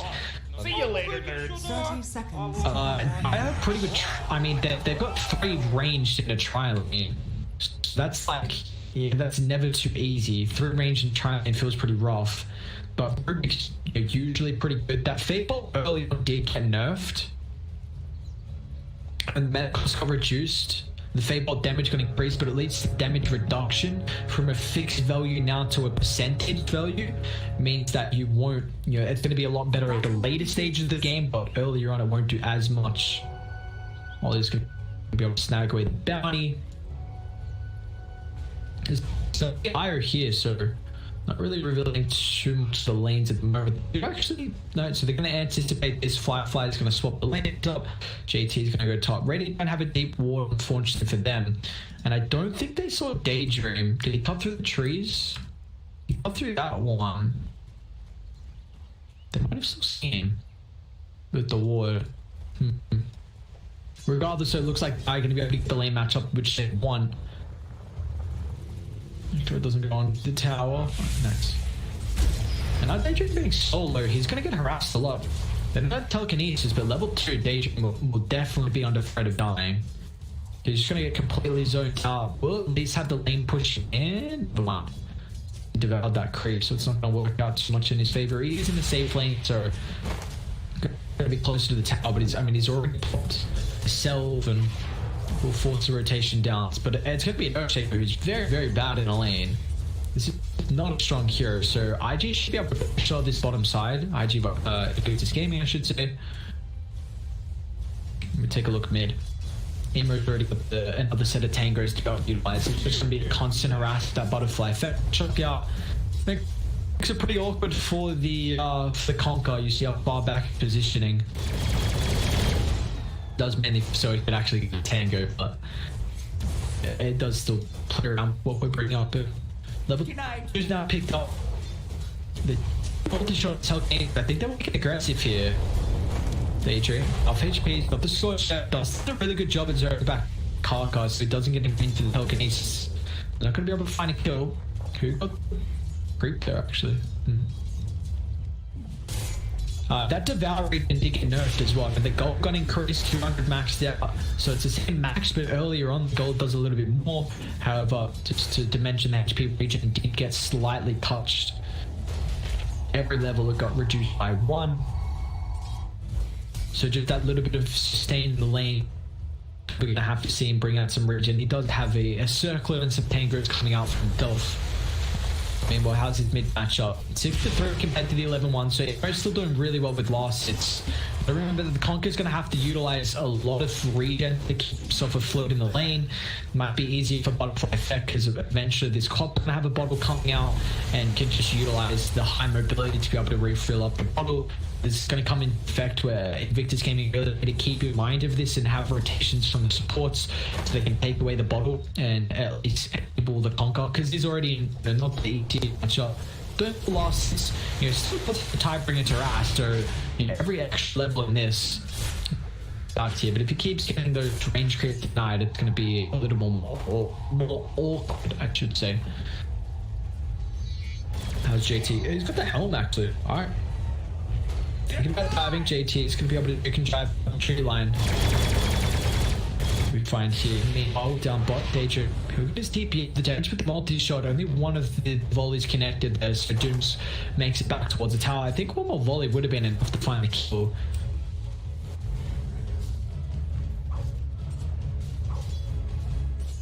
His bet armor got increased by 1. I believe he had 0 armor, if I remember correctly. Starting at least. Protection helping him out. He's got the break now. Did you have 1 or 0 starting armor? I thought it was 0, and then now, because he got his base armor increased by 1. He got some really nice winning state buffs with that armor increase and the attack range by 25. It was 175, now it's 200 mid-quad. Fine, looks like Parker was trying to wrap around here, but Butterfly Effect. Got a T. Can he blink Parker? Not here. Butterfly Effect is no mana for the blink. He might be in trouble. One more right click will find it. Karka. A little bit awkward there in the mid lane. Or not too dumb.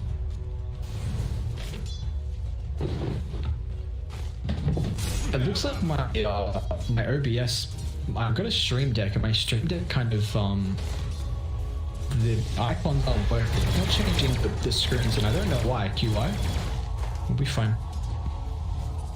Make it out. How's top lane on? JT 22 last hits. We've got the Dire Cop on top as well. So you're getting an immense amount of farm at the moment. Again, really do want to pay attention to see how much they're going to try and stack up the engines for the Dire. It's on the mark. Should be able to cut through from Firefly. He's fine. He's out of it. Meanwhile, mid lander, level 6. Can he get the blink out? He can't. So Emo with that, I believe he in range for the experience. Got 16 eyes and probably 14 losses. So this Conquer mid against the Cop is actually doing really well. I mean, the level 6 is a bit buying for the Conquer. He's actually done a lot better mid than what I was expecting. And kind of protect himself with the floor to stand in. And with the night time as well, JT's in QI, he's got the tether, need one more right click, he's not going to be able to get in range, very slow attack range from the Vengeance Spirit. he'll make it out.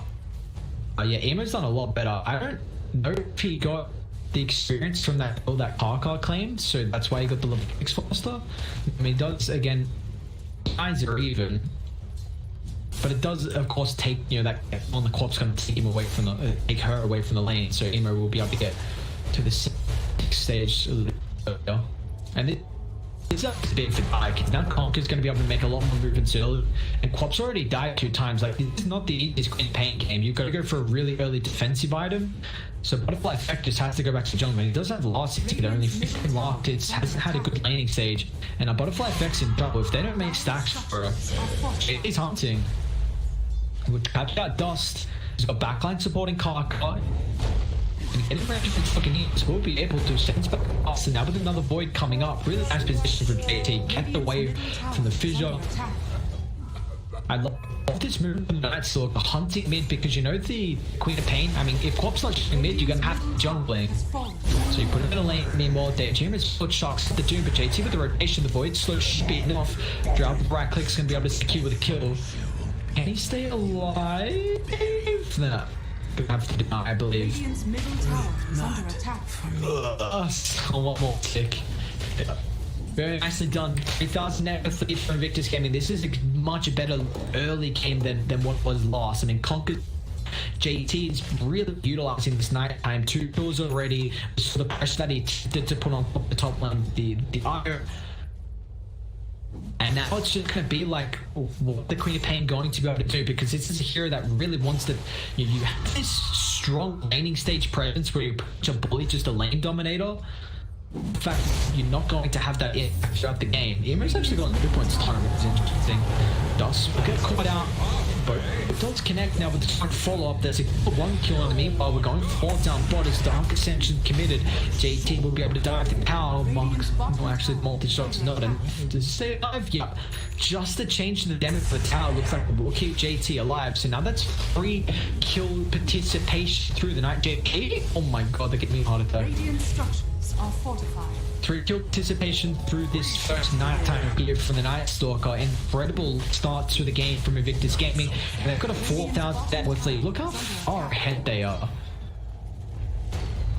It's going to be able to claim another tier 1 tower. And Radiant, I mean, Doodle's going to have to pray that he can find this Drums BKB at a fast timing. They're going to need to try and make some stacks for him to get online. Otherwise, they are just going to really lose that control and end up falling out of fate from this game.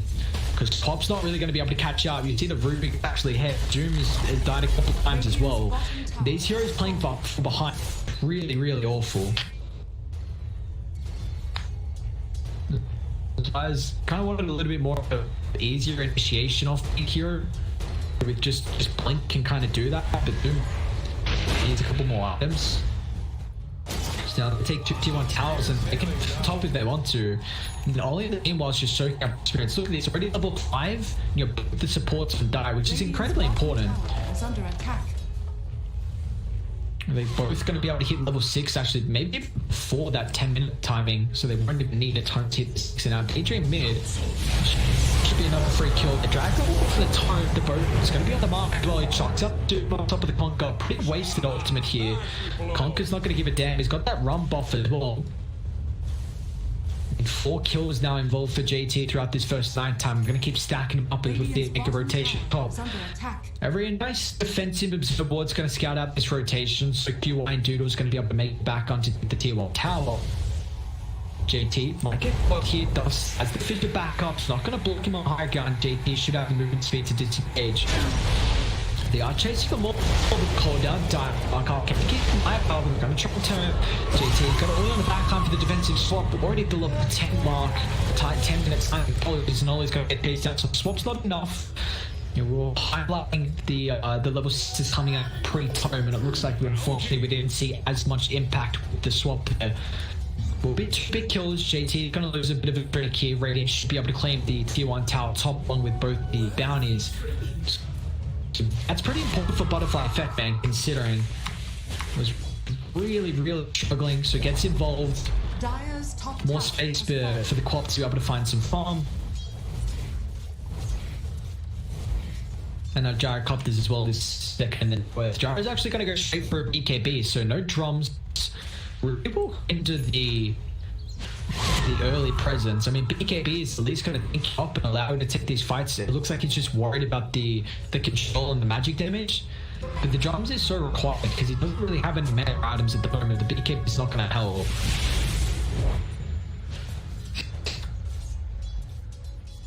They're hunting Kaka and Blink's only the one unfortunate, so Kaka won't be able to utilize this once again. Radiant's bottom tower is under attack. Emo wrapping around. Catch up the R and the Gyrocopter both together. QI's gonna try and attempt to relocate. He's got the tether, can get it fast enough, he does. So they both down the Gyrocopter, but looks like unfortunately I will pay the price. He's gonna come back in a couple of seconds here and we'll see the demise from QI. Kill, you love to see it relocate cooldown, but they do keep the Gyrocopter at least. Got the tether. Oh, never mind. Okay. Well, that's interesting. I didn't actually know if the creep dies and it cancels the tether. I mean, I guess it makes sense. I thought you would still fly to that duration, cock up and forward. Not catch up. Dust here again. I mean, we're just seeing so much early aggressive movements coming out. It's a completely different game from Invictus Gaming. It looks like, I mean, game 1 from game 2 is just night and day. And I ain't talking about the Night Stalker. 5,000 worth lead. What do we think the probability is? I reckon about 73%. 87, that's a lot higher than I expected. Wow. But and on the mark, they know the defending Dark Ascension's pop massive amount of team rotations. A beautiful Ghost holds them back, but it looks like Missiles are locking the Night Storm. They get defensive swap. Radiant, can they take the fight? But they die. The rapid on the backline. It's a beautiful Sonic Wave. Butterfly cleans both them up. Kaka did steal the Doom. They might still take this. If they group up here, better be careful. Next gonna drag it back. Does try to get the Echo Slam. Misses the combination, but Emo's not gonna matter. Illusion. Just drop this combo, but we'll still pay the price. The Doom gets stolen, and they didn't use it. I honestly might try and smoke up and take a fight. They're actually gonna hold the high ground. Both teams have a nice ward though, so pretty much just cat and mouse. Both not anticipating Cruise Division. I mean, if that turn connected, I think Butterfly Effect was dead. This is going to be going for the Scepter as well. Top lane, JT. In trouble. Dude, look, it's still hunt. Looks like JT is going to be fine. They're wrapping around. Really want to see them try and utilize it. How long do they have it for? 127 seconds. Division, Emo. Only 3 points in the X, but it's going to be enough required to drag back the Doom. They don't even need the ultimate that Rubik has stolen here. Love to see the wrap top instantly. QI does have relocate. They still have the wards just in case the wraparound does occur. They're just going to try and take away a mass amount of farm. I love this positioning from Dire, because you know that the Gyrocopter really wants to play around this triangle camp and farm Ancients with the secondary camp in the vicinity. So that deep ward's really going to take away the effect here. And then, well, I haven't paid too much attention. What's a Drago? Firefly's got drums and the Hurricane. Sorry, and the Dragonlance. It's already got a massive amount of attack range. Plus 140, it's also going to get amplified now with the bench and Spora. 125 at the moment. He does get buffed up with the talent at level 20 if he wants to go for that. So the timing for Radiant's going to be the mechanism of the BKB. Pop by then. Oh my lord. Pop is actually so poor. Okay. Down bot. Butterfly Fair. Trying to catch up Firefly. Will attempt to deep, but he's fine. And that's... See, there's the difference between a Conquer to a Queen of Pain. You've got a stun, and until Pop is actually able to pick up a Your Scepter, it's not going to matter here at the moment. They might be able to get the swap to cancel. Woo! Play, Ollie, fine doodle. Doom's even got committed as well, but I imagine it was probably going to expire, so may as well chuck it out. Nice swap from the bench. They'll kill off the jar. But might now be under pressure. So quick heads up TP from the jar. We're going to try and utilize this time to get some vision down. Thus, we'll hunt down one. One. He's also going to place another deep observe ward as well. So a lot of emphasis on this top control of the map. Take a look at the line drawn. We'll see Radiant play towards that side. might even be able to utilize these two camps as well, but not too much at the moment. Especially if this tower falls. JT's actually going for a meteor hammer. I mean, Night Stalker without that axe build mid lane. What do we got? Flat drag back there. Doom can follow up with Doom, but it's not a matter. They bring him down fast enough. Is under attack. They can wrap up bot. That free pick off should enable them to take the tower. So yeah, because we don't see the Night Stalker going for the items, it really takes away his farm potential. So the meteor hammer, we've been seeing that a lot lately for heroes like the Spectre. You know, he's going to be able to be able to kill off the creeps from the jungle. Also gives him tower pressure, which the Night Stalker doesn't provide. So see how it does end up faring. I'm interested by it. I haven't seen the build on the Night Stalker, but it could be nice.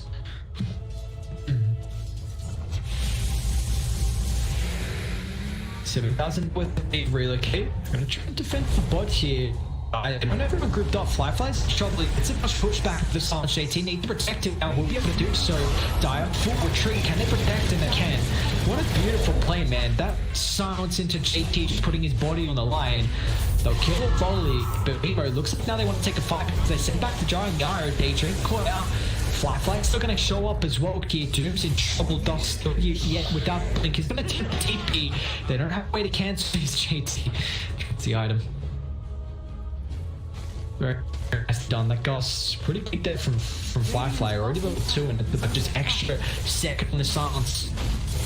And now they're still going to end up claiming the tier 2 down bottom. Outposts now available. You know, a couple minutes before the before that 10-minute interval. Top hunting cock. Catch up Doodle. Fly can get in range here. Multi-shot unfortunately on cooldown, but they even have Ollie to help out with a big wraparound. The guys trying to catch these heroes before they can disengage. The real unfortunately still down for 25 seconds. Emo really want to go for it. We'll catch up Doodle. We've got the tier 1, but there's no TP rotation, so they force out BKB. Still on the backline's JT. But I guess you're pretty content with that. 10-second BKB on cooldown.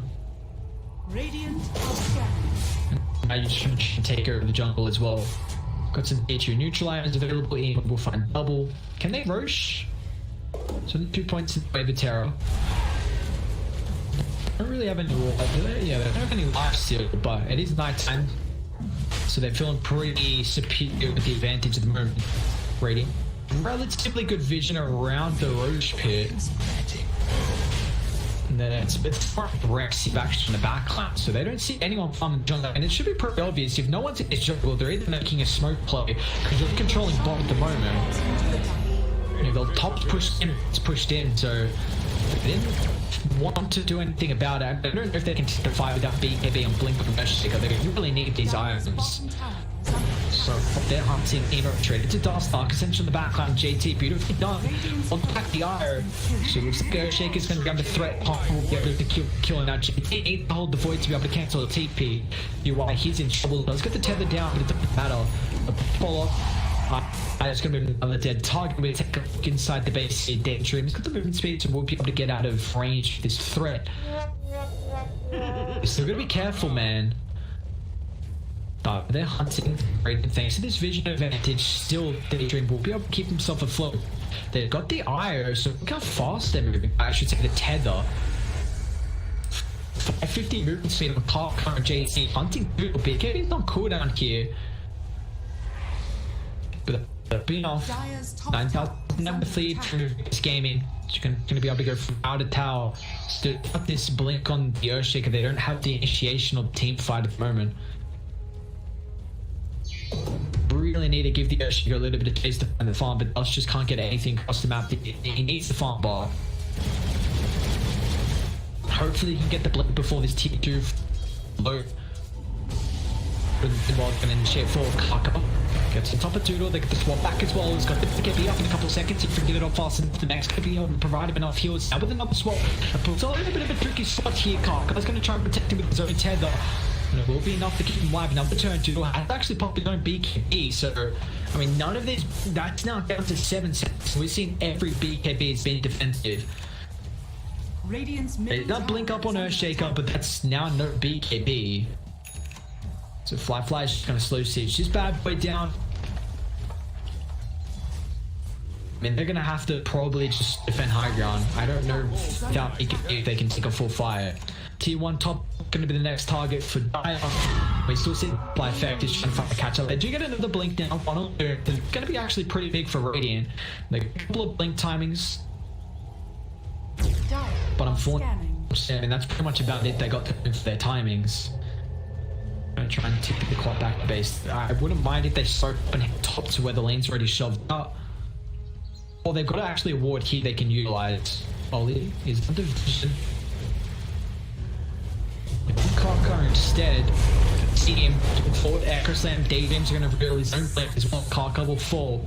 Very nicely done. Either on the back line, they've got the outpost control. They want to take the fight. They have this forward advantage. Night Stalker Lucian's going to get it, conquer with a quick beat. If you're up doing duration here, they back Adrian. They will end up falling. A godlike sprint emo moving. Now on the back line, he's got the movement between the drums. Might even spot beat someone to be able to protect him. Top of the gus. Flag walks back to pick of the silence. As well as Earthshake is not going to have the follow. He's got to turn. EKB from Doom. Flyfly. So as the agency now utilize the needs for protection coming out. Flyfly swap. Trying to make it to the higher gun. Butterfly takes me out. We fall up here as well. Ages don't turn. Pops in trouble here, they get Tar X locking in place. He's still got the Yorks have to be able to protect himself, but now because follow-up Firefly will find a second. Checking this ward on the higher ground will be able to provide the Earthshake efficient to be able to lock him back. Any more follow-up than the Night Stalker was trying to catch out here. Really nice BKB usage coming through from the Conqueror. He was able to keep himself alive before he did, before that Doom came out. And my Emo's hunting. Daydream's just dead here. Yeah, I can see it. A free pick off from them. It's kind of in the vicinity. If KY can get in range here. Karka's got the full. They're not going to be able to get in range. He's got the tether actually, QY. He's on cooldown in our QY. I mean, X going to be up in a second here. He might just take it up full move. Emo's a man on a mission. Look at Pump.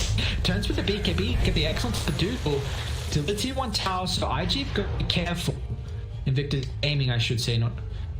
Just so in IG instead of having to see the full. Radiant's bottom tower is under attack. It's got. This is very awkward. Maybe swap into the stun striker setup. Okay, instantly down bot. Flyfly's going to attempt the TP. They don't have to cancel here. Should be fine. Wally will get his own TP out as well. So they force the relic. I guess it's. 90 seconds a lot. This sustains, gold remains. Okay. Dire don't really. They get 2 tier 2 towers with the ages, 13,000 net worth lead. Flash got this Hurricane Pike now completed. Radiant, they do still have these double blinks here, and Gyro's keeping up in farm, kind of doing better than Butterfly had space to kind of catch up, but it's still 5,000 behind the counterpart in the mid lane. But Radiant, they know it's not night time, so this is the play they need to make. Smoke up, they got the ultimates available.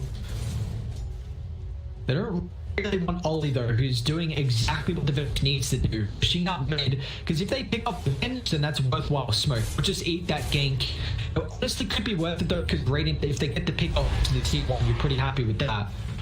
Ollie's ward might pay pass though. Dire's top tower is under attack. Even JD going to show he's got the Dark Ascension potential with the blink forward as well. They need to get on top of Dust.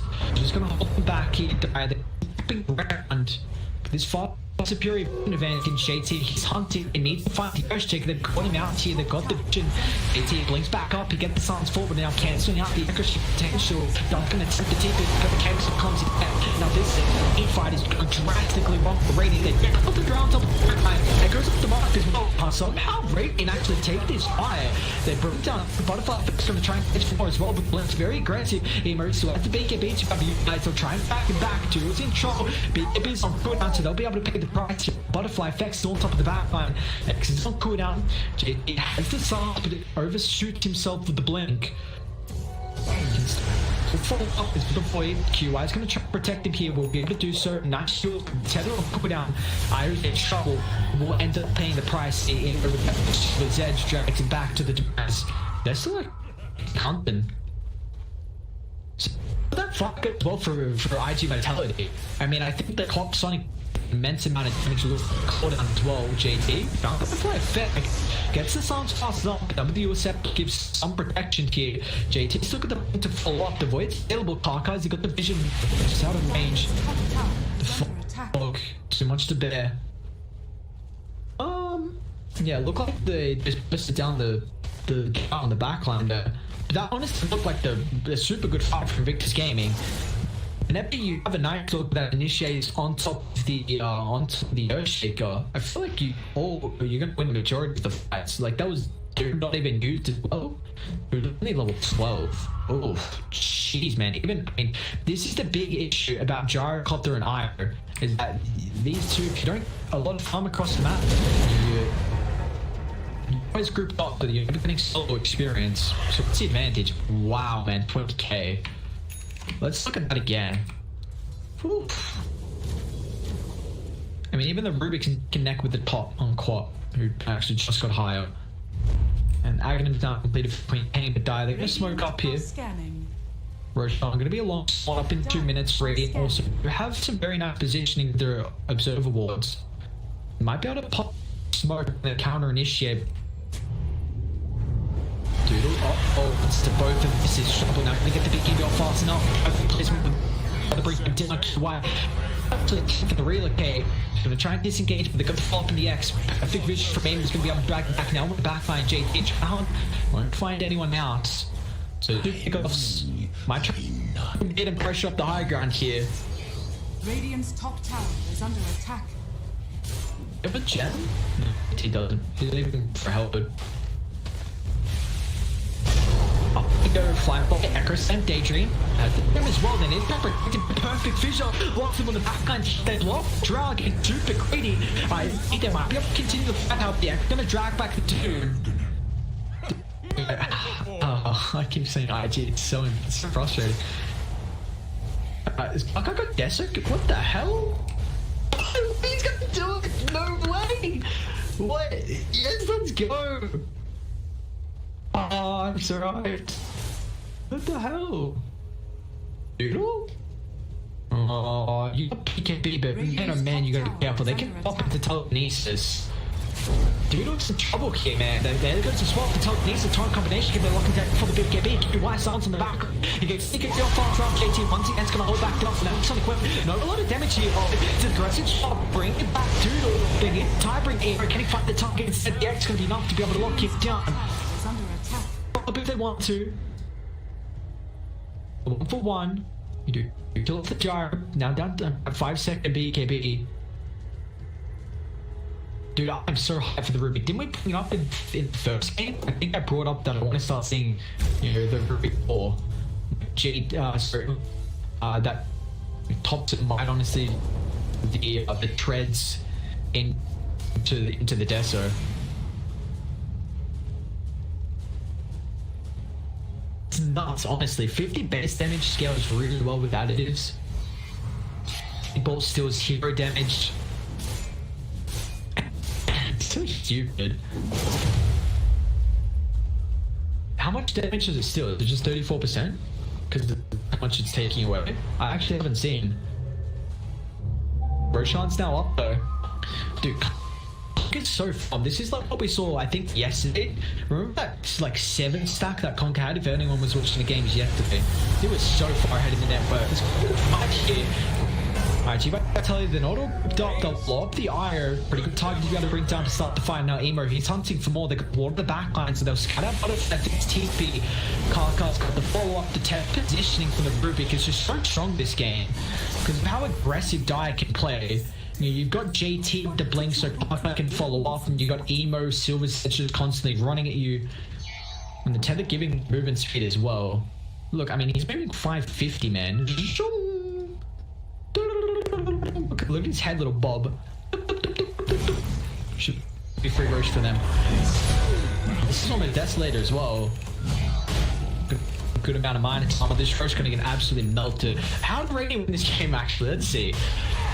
I mean, Jar's trying to go for a couple of items here. Maelstrom, it looks like. But it's Looking for him, the fact that Conquer is just so incredibly farmed. This gaming are playing these team fights just way too well. Like GT's constantly catching out the Earthshaker. We haven't really seen any good echoes there. Underneath knobs, they're gonna smoke off. Darkest and here comes Dire though. BT with the wraparound, finds a vision. The dust with the blink, get the echo faulting up the BKB just for the doom. Do they steal this as well? They did, so they saw the they're gonna be careful of the back. And Kaka can follow up these. Look at the Desolator, Firefly's gonna go to work. Dust will get melted. Didn't even pop the echo, but he does have a buyback before JT just cutting at the back. Invictus can they can follow with the fourth forward. So Dude's gonna run straight at them, but now it's stolen Doom. He gets melted. It's so much damage coming in, but Kaka straight down. Butterfly Effect's gonna be careful as well. Look at Kaka gonna walk, man. So much damage to the roof. Firefly is going to get involved as well. Yay. Encrypt by 50. There you go. Radiant's bottom barracks are under. We love to see it. This game looks like it's well and truly over.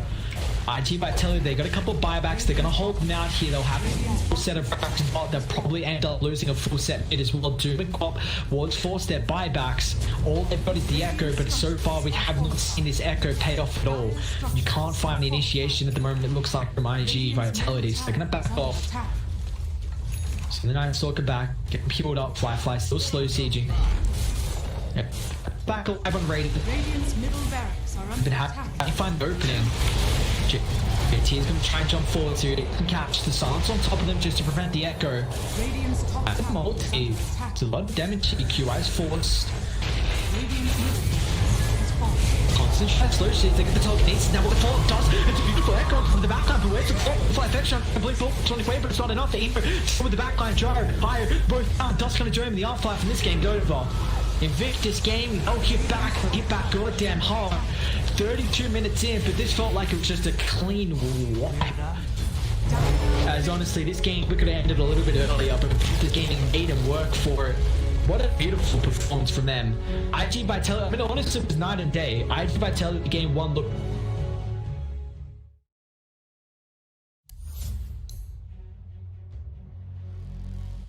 1,500 gold. He actually is going to go straight into the pipe here, opting to tank up even more. Rolling boulder from Seth misses again, but there's the best bomb, and this time Ohio's in trouble. Roar will come out, they have the magnetize, they get off the silence as well, and Ohio will get right click down. The exorcism will go from Mushi, doing a decent amount of damage to that aggressive. The Borslow comes through, he has no infest, he has the armlet toggle, needs to be careful, the Spirit Cypher coming out, the glimpse back onto aggressive, gets him back in there. They get the Grave off in time though, the open wounds will come through, they have the kinetic shield. There's the black hole!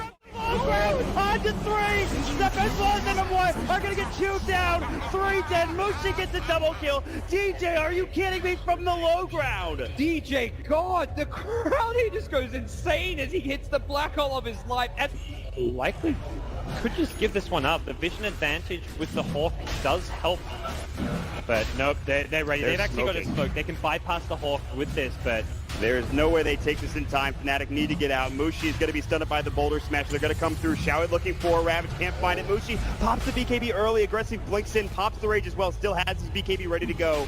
They really want to contest this and take it down as quickly as possible. They get the refresher for Ohio. It's coming out. Double Roar is ready. Can they find a kill off of this? Maybe he's walking up with the Silver Edge. Ohio's going to get caught first. Ravage catches onto 2. Black Hole counter initiation. Static Storm on top. Aggressive is low. They get up to Static Storm. Showit pops the refresher. It's not enough. Maybe he's getting chewed through by mid 1. They get off the Roar. They'll lose 2. They'll lose 3. They buy back on the Tide. He's got another Ravage. They have no buyback on Maybe. What an initiation from DJ. Secures another kill, and Tongfu is going to continue to push. They're not done. Mech still hasn't even been used. There's a hook. Howl brought all the way back to the base. Cleaned up by the fountain. And waddles his way back to the front lines. Well, like I said, it does waste time, but they kind of need it. I mean, they need to be able to just eliminate somebody from the fight, very similar to what Mu can do for Tongfu. So if he had been a little bit farther up, he would have been able to throw the hook, but the thing is there was a range creep in the way. And there it is, yep. Banana going for a ride on the Dindy Express. Welcome to the well. Aegis goes to Tongfu. And now charging back out. Dindy going to be spotted, and he gets, no, he doomed to Chen. That's a much better choice. Oh, he got him. He got him. Not going to follow it all the way because we got a battle to watch with Puppy. Trying to get away from it. Going to be telekinesed back. And they will be able to get him as well. There you so a 1-for-1 trade. And wow, Hal is still alive down there. Engagement breakout as Kuro. Oh, there we go. The hook got him. Zhan Xing taking the long ride to Shanghai. Welcome home. Na'Vi is down. Can you say mega creeps? Na'Vi, he got him. One more. This is what you call one for the road. Man, I can't. The game for IG. Who leads the way? I believe it should be Zoe. They're gonna cut for the shorter path. They storm up the river. Patience from Zoe. Waiting in the wings. Na'Vi's about to be caught. Oh, there's the sleep. The surge. He catches everyone. Oh, this could be a total disaster. Vacuum in. Ravage on everyone. The black hole as well. Light of heaven turns it around. Ravage as well. Stolen by Dendy. Are you kidding me? They turn it around. 4 heroes dead. For 5 IG. heroes dead. Chuan trying to survive. Chuan's gonna go down. Puppy talked about the Naga counter. It's light of heaven with his BKB. They turn it around. I don't even know how they're gonna do it. Standing ovation from the crowd. The last tower will be going down. Start the fight with that global and just try to blow up and get on top of that Zeus right away. Get into that backline. I mean, the Rubik and the Zeus are really starting to be quite an issue for them. Chalice is in with the opener, straight in with the lasso. The tower will fall, but they'll drag back the Ember Spirit into the torrent, cut him down with the Tidebringer. He's dead once, but on the side, they find Arme. Arme's dead for 60. Still alive at the moment, and all the use! The dodge! Anna up into the end, dodging the Echo Slam. Somnus, he's trapped here in the Sprout. OG, they'll slowly punch down the Kunkka. The stolen Finch and Jerax sets up onto FY. OG! But this PL will continue just to BT split push this game out, get more and more money. And that, for me, is still the biggest problem for Evil Geniuses. Where do you go with this? Fear needs to have that damage-dealing item. But in order to do so, he's got to drop either his TP scroll or sell the Ring of Aquila. And Samel, Blink, Dragon Tail stun. Garda's going to be here with the hookshot as well. Laguna bites Samel. The Cogs Burn bought them a little bit of extra time. And with Samel down and no buyback, Roshan is a very, very juicy target here for CDEC. Yeah, iG are going to know they're going for it, though. First of all, it would be pretty obvious from the lane situation, but they also have a good ward around the river area to see that CDEC are moving in there now. I don't think iG are interested in contesting this 4-on-5, but maybe they can delay it long enough for it to be a 5-on-5 if they Ice Blast and Fissure properly. There is no hook shot. They're all together. PPD, here comes the Ice Blast, ready for the dodge! In from Universe! Into disaster! CDEC! They're going to get wiped from the face of the earth, apart from aggressive. He'll jump out, but the Wombo combo perfectly hits from Evil Geniuses. And now they will take Roshan. Samel is back, they'll get the egg into the Immortal. OG right behind Arme. Gets the jump, finds the Pugner. Vision will not find a stun. Pugner with no buyback. OG, they were really playing with fire. The Hex down the Terrorblade. Spectral Haunt looking for the frontline attack, but that's why Somnus goes into the backline. The BKB, they're into the backline. Shaker, he's bouncing around. Hawk shot, she stuns on the way through. Is gone. No buybacks available. Have LGD done it? They're holding Anna. Hold him in place. Chalice will find the damage. F5 will die for it. No, really? Anna is actually running away, but it won't stop Arme from blinking up, looking for the tier 3 tower. 2 players left alive for OG. They're the big ones, however. Thompson and Anna on the defense duty. Fortification. It's delayed as much as they possibly can. And now the jump out. Hex, the boy in the bubble. Thompson able to be protected once again. Chalice very, very low on mana. They have a lot, but Arme, he'll change the life with Anna. Thompson needs to be pushed away. Able to do so. FY jumps onto the illusion only, so the hookshot won't be able to connect. But Anna, he needs to retreat. There's so much damage. Anna down. Buyback is available. They still have not taken the mid racks. OG are just trying to delay LGD for the moment. 5 heroes around. The bubble is there protecting the melee racks. Anna, Sunder by once again. The Sunder switches the life. Arme's back up to full health.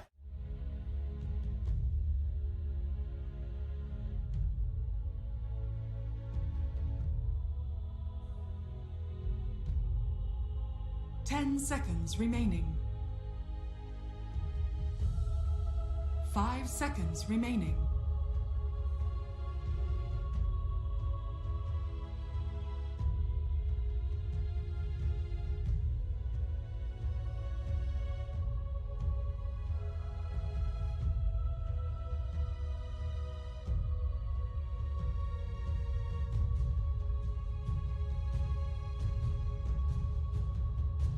Radiant team ban.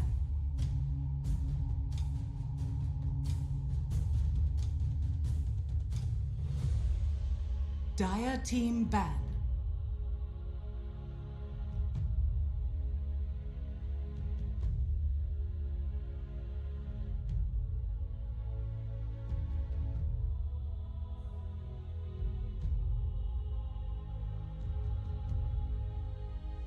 Radiant team ban.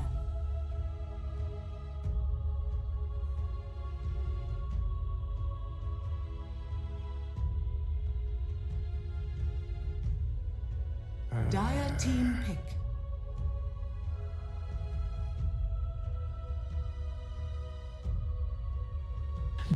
Goes on Invictus game and all the distance here as we've got a game 3.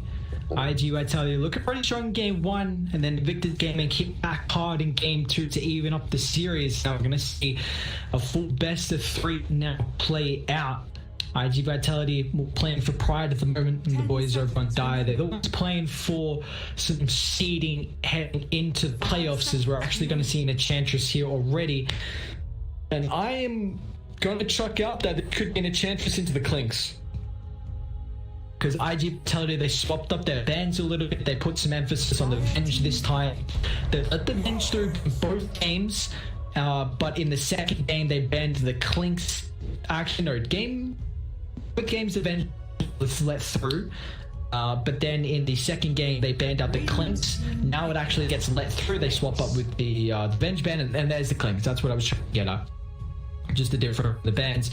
Mars does actually also get let through though. Last game we saw Invictus Gaming take out the Mars, and it's going to get let through. So I think iG.Vitality looked really good with it on game 1. It was strong hero for Daydream. He had a better performance on that than the Doom. 5 seconds remaining. They won't get that Phoenix Doom combination, unfortunately. But so this is going to be an interesting matchup with the Clinks. And I've seen it brought up when the Clinks was in the drafting game 1 that it's really nice to be able to protect him. Well, I should say enable him with having a hero on your team that can just constantly send him creeps, and makes it a lot easier for you to be able to take fights. You know, you can play away from where the creeps are situated, whether it's jungle or lane creeps. Because then you really got to, it means your pattern to get to the fight needs to pass a camp, so you can death pact. Otherwise, you know, Enchantress just constantly send you creep. So it's really nice to have that death pact, you know, constantly available thanks to the Enchantress. And iG.Vitality, they're going to go back for the same opener here. The Mars, the Shadow Demon. I believe we'll see the Iron banned out. Don't think that will get let through. I highly doubt it. I think the Iron team ban. Yeah, there we go. I mean, it's just looked like iG.Vitality being pretty strong on it. I really think last game what they were missing was just pretty much game 1's draft, where the off lane and mid was different. They just didn't have as much kind of ways to enable this relocate potential. They didn't get as many pickoffs what they did in game 1, and it really hindered them from being able to kind of catch back up with finding some kills 5 seconds and getting out on the map there. So I really like the Iron ban. This is the beautiful thing about when it goes to full best of 3, and even that's what I like about best of 5s as well, where we see kind of the draft really starts to adapt through every game. You know, heroes will get prioritized differently. You'll start to get a feel of everyone and what heroes they've really showed prioritization on throughout the series. And yeah, I mean, just goes to show with that IO ban from Invictus Gaming, I think the Venge ban as well from iG.Vitality, it's showing these sort of heroes. So 10 seconds remaining. So we're gonna try and protect the Mars. We see the Wolfling get banned out here. 5 seconds remaining. It's one of the best heroes to try and deal with that. Wolfling's just so good at the Mars. You get out of the arena, you can burst him down. The bulwark doesn't really have too much effect. So I'm trying to think though, again, like Invictus Gaming have been going for a lot of lineups that don't have too much team fight. You know, last game was probably one of their best because they had the Conquer. That was really about it. So I'm intrigued to see how their drafts have been kind of wonky, like a lot more just kind of run at you drafts, you kind of take over the game with a couple of pickoffs and just be like the full, brute force type of lineup. So, IG Invictus Gaming at the moment, they don't have the greatest amount of lockdown, they don't have the greatest amount of team fights. They could really hinder them as the game does transition, and what we're able to pick up on the draft so far. So, something like honestly, like an Earthshaker position 4 might give you a little bit, Earthshaker, if you don't have any stuns and it's just the Earthshaker, usually that's enough. But you're then probably going to lack a lot of damage, because until you get Blink, you won't have a lot of damage, and Enchantress can be very hit or miss as well.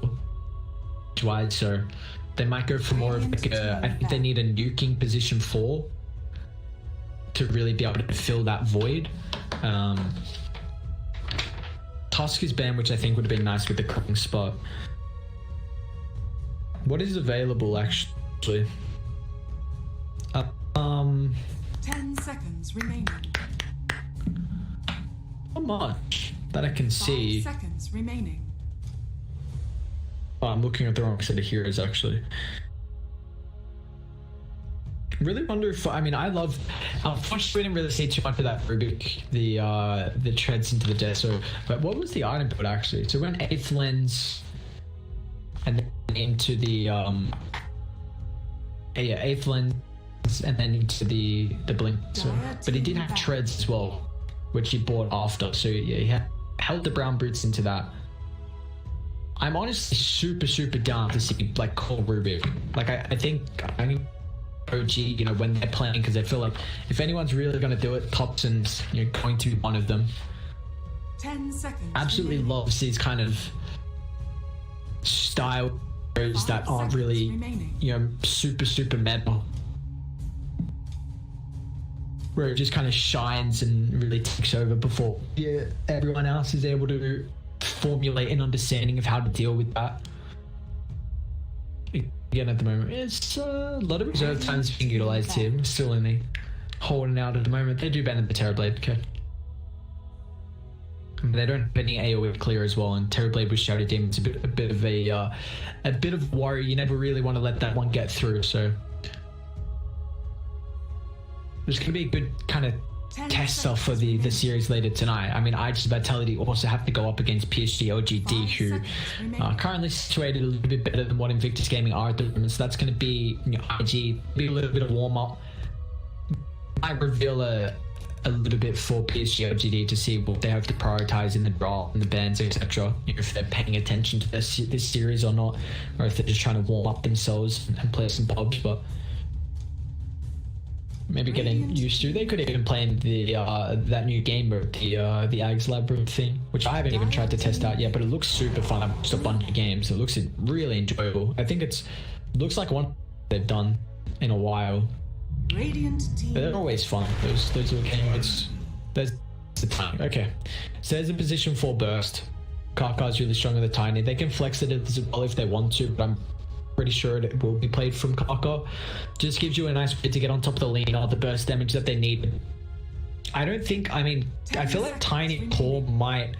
They definitely buff Tiny for him to be a potential core. I don't think it's going to be the case. But a lot of the buffs in 7.27b was revolved around, I think, Tiny coming back as a core. But, we saw him kind of out of the meta for a little bit with that change to the toss. Just the range really hindered it a bit, but now they increased was 1.3 second toss duration to 1.4. The Avalanche also got a nice value of life buff, and they're actually going to pick up the Naga here. So Invictus Gaming don't deal with Naga illusions at all, which is the big issue. And I don't know what they can really draft to actually deal with the Naga. There's not a whole lot. 10 seconds remaining. PL's available, but Naga's a hero that's going to have a mass amount of armor, just a natural agi carry, so the Clinks isn't going to do too much damage. You've got really good team fight set up now. The Naga's Song into the Mars, the LSA. You really like Song with being able to pair that up with any kind of AoE abilities.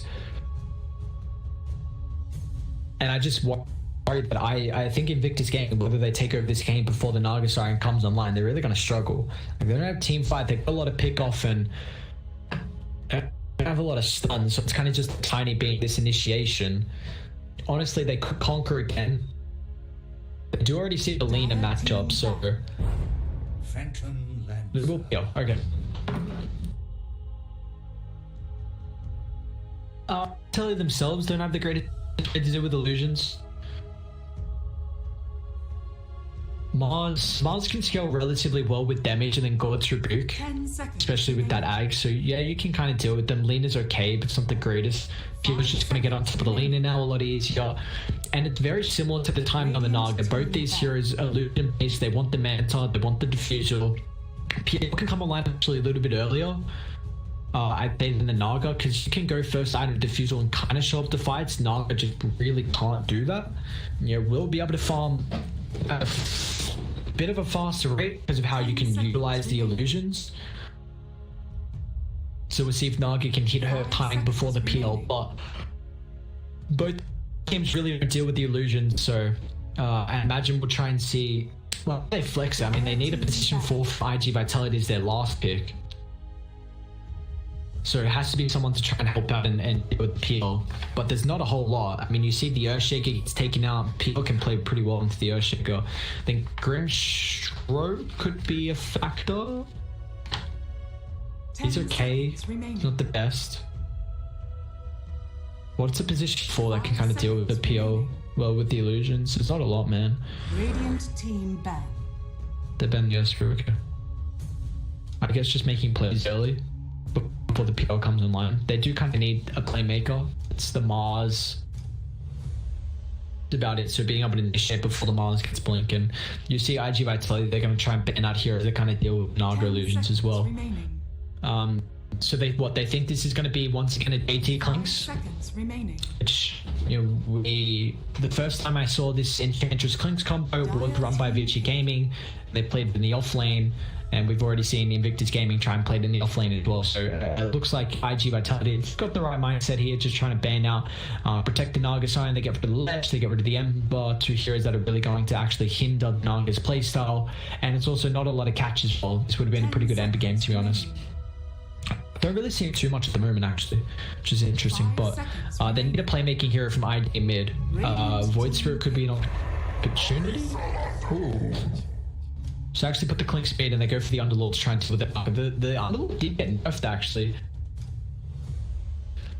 We'll bring it up in the game, actually, so you guys can actually see. We'll just wait for the one more hero to get picked here.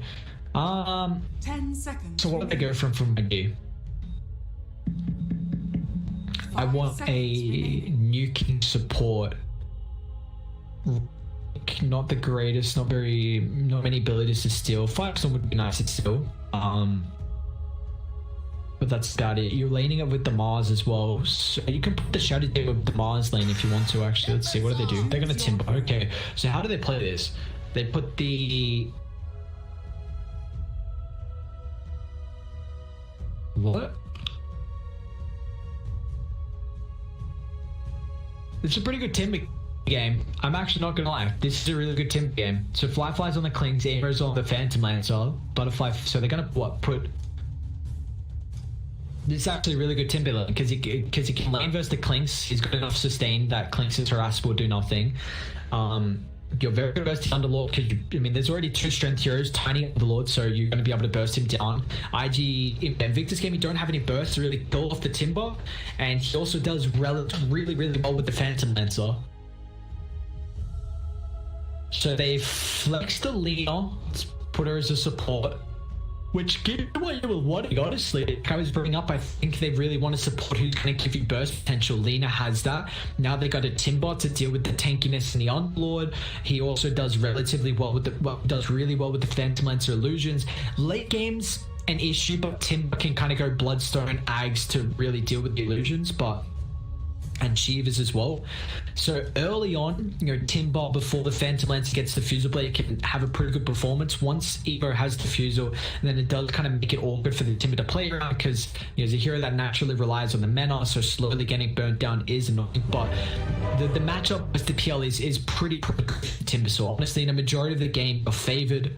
I like this last pick. It's a very good last pick. have the damage from Enchantress, the burst from the Tiny, and the Firestorm. Firestorm is as well percent damage, so you got to take that into consideration. But they don't remember inside the Firestorm. So even though that impetus is still pure, that's too much here. I actually like this pick from the Timber. They're gonna put Fly mid, so they'll dodge the PL lane. Yeah, I really don't think you want the PL versus the Timber in the lane. That's not going to be a good matchup. I do want to see how, I am anticipating that I think Timber's going to be able to have a sustain to deal with the Clinks' harass. That Searing Arrows did get nerfed a little bit throughout the earlier levels. Later on it's still the same, just that upgraded 60. That's a really interesting Underlord set too. Kind of looks like a Slytherin. Oh, dude, what is this emo? Do it again, please. I want to see it. What the heck? A sprunk in your step. Sprunk in your step, mate. What do we got? Game 3, ladies and gentlemen. The IG brothers going head to head. We're gonna have Doodle on top of the Naga Siren. QI will be on the Shadow Demon. Looks like he's hunting for a free D ward there. What do we got? Butterfly effect on Timber. Let me take a look actually at the back name on Doodle. No, if he can't. Looks like Car Card's the one to find it. Then we'll give him protection to banishment. From iG.Vitality to the top, we got Daydream on the Mars. Had a very good game on performance on this hero. Lost. We're going to try and flex Lena and put her on a 4, so that's what we're playing it. And from the boys on Invictus Gaming Die, we got Ollie on the Enchantress. Emo's going to be playing the Phantom Lancer. Fly will be on the Clinks. And in the bottom lane, we got Car on the Tiny. JT on the Underlord. So, if I'm going to pick someone, I'll pick... I like the Timber. I think this last pick is everything they needed to do with the Phantom Lancer illusions. You see... I kind of went for their own way to deal with the illusions in the Naga with the Underlord here. So this hero did get nerfed a little bit. Take a look. The Firestorm, that damage, the cast range, more importantly, just reduced. So it did get buffed up previously, at least the cast point AoE. Now the range brought down a bit. The Pip Melis cast range is also more cast range for the hero, and then the atrophy aura radius from 1200 to 900. So it's still relatively... 1200 was gigantic though. Was gigantic as a radius. And then he got some of his talents reworked. His 100 pit of Malice AoE at level 15 is down to 75, and the 15% Firestorm building damage used to 20%. So that's the changes through 7.27C for the Underlord, who looked like he was at a decent stage and then literally just gets a couple of nerfs. So I didn't even see Underlord that much. So looks like Lord Gaben doesn't actually want him in the meta at the moment. Which is a bit unfortunate because he hasn't been in the meta for a while. Dust, it's potentially catching out Ollie, but they end up baiting out the Enchantress. Emo's going to step forward. What the hell is saying? Emo's going to end up paying the price here. They might get a return kill, but it's just man fighting with the great souls. Look at the right click stand. Whoa! Dust with 3 Fury Soul stacks shredded them down, and he will end up denying. Very nicely done. 2 kills. Suicide. Should be able to come back to the lane. Should be able to bring out anything that the Mars needs. Very, very nicely played. Already iG.Vitality a good start throughout the lanes. This is pretty big at the moment. Love to see it. That's a great start to the lane, actually. But I think he had double verify. That was how the Lena was enabled to make that. They do get an obs and a Sentra deal with. I think both the small camp and the hard camp were blocked. So nicely done from Ollie's going to be able to take both of them out of the factor. But they come back with a bottle of Daydreams. Also got the 1 charges. Or well, at least the 1 available, I should say. The mid lane already. Butterfly effects would be a big nuisance on Fly.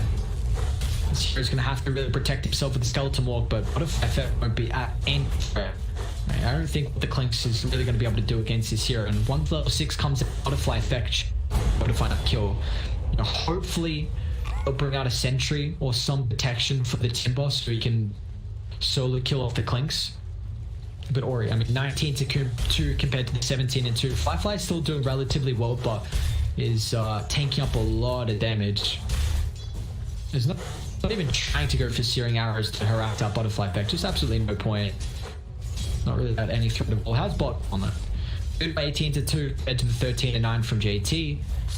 Once JT starts getting a little bit more levels in the atrophy aura, already got 2 at the moment, so the last hitting should go relatively fine for the Underlord. That's such an ugly set. I don't know if I like it. I don't know about you guys think, but I don't know too much about that set. Firefly might actually end up falling here. Gets a Courier stack at least, but if you land the Timber Chain, this is a dead Clinks. So the walk back up shortly, we'll be able to get it off, but a fire effect off the mark. And our Dust turns, let's say.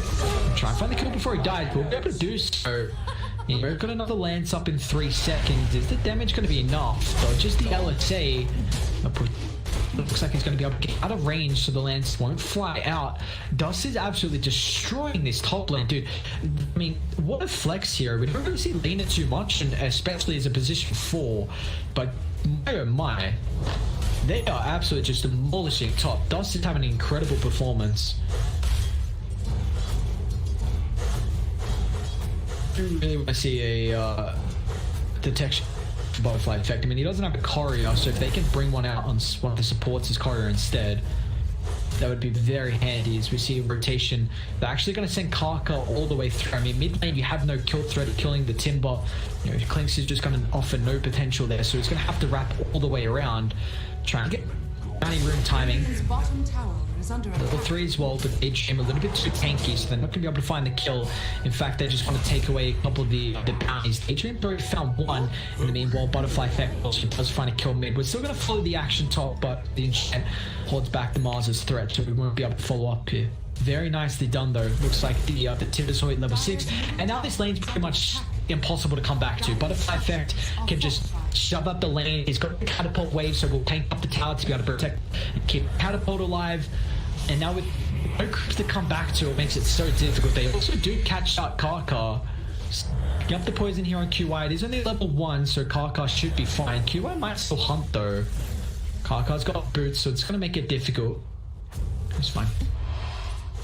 Firefly actually does with the death pack. It looks like he probably just ate the catapult. I guess that's actually a relatively good way to deal with it. Level 6. I don't know. Okay, timing. Just lost that. Ops. Radiant are playing this game incredibly well. They might even be able to catch out Firefly. Got the skeleton walk. QI does have Dust though. And Haste with the Timber Saw. Yeah, so he's going to free kill from the Firefly. No TP available.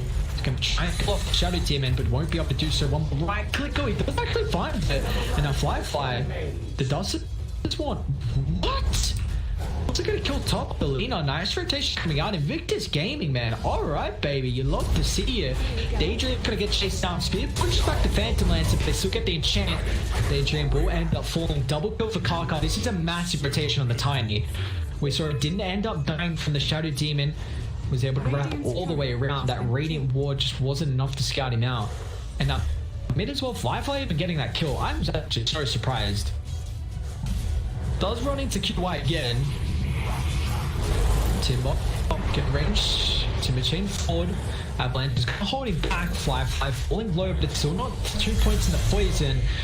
He'll run back into sentry range, unfortunately. So this time, Firefly will end up dropping. Meanwhile, Bot and Transition.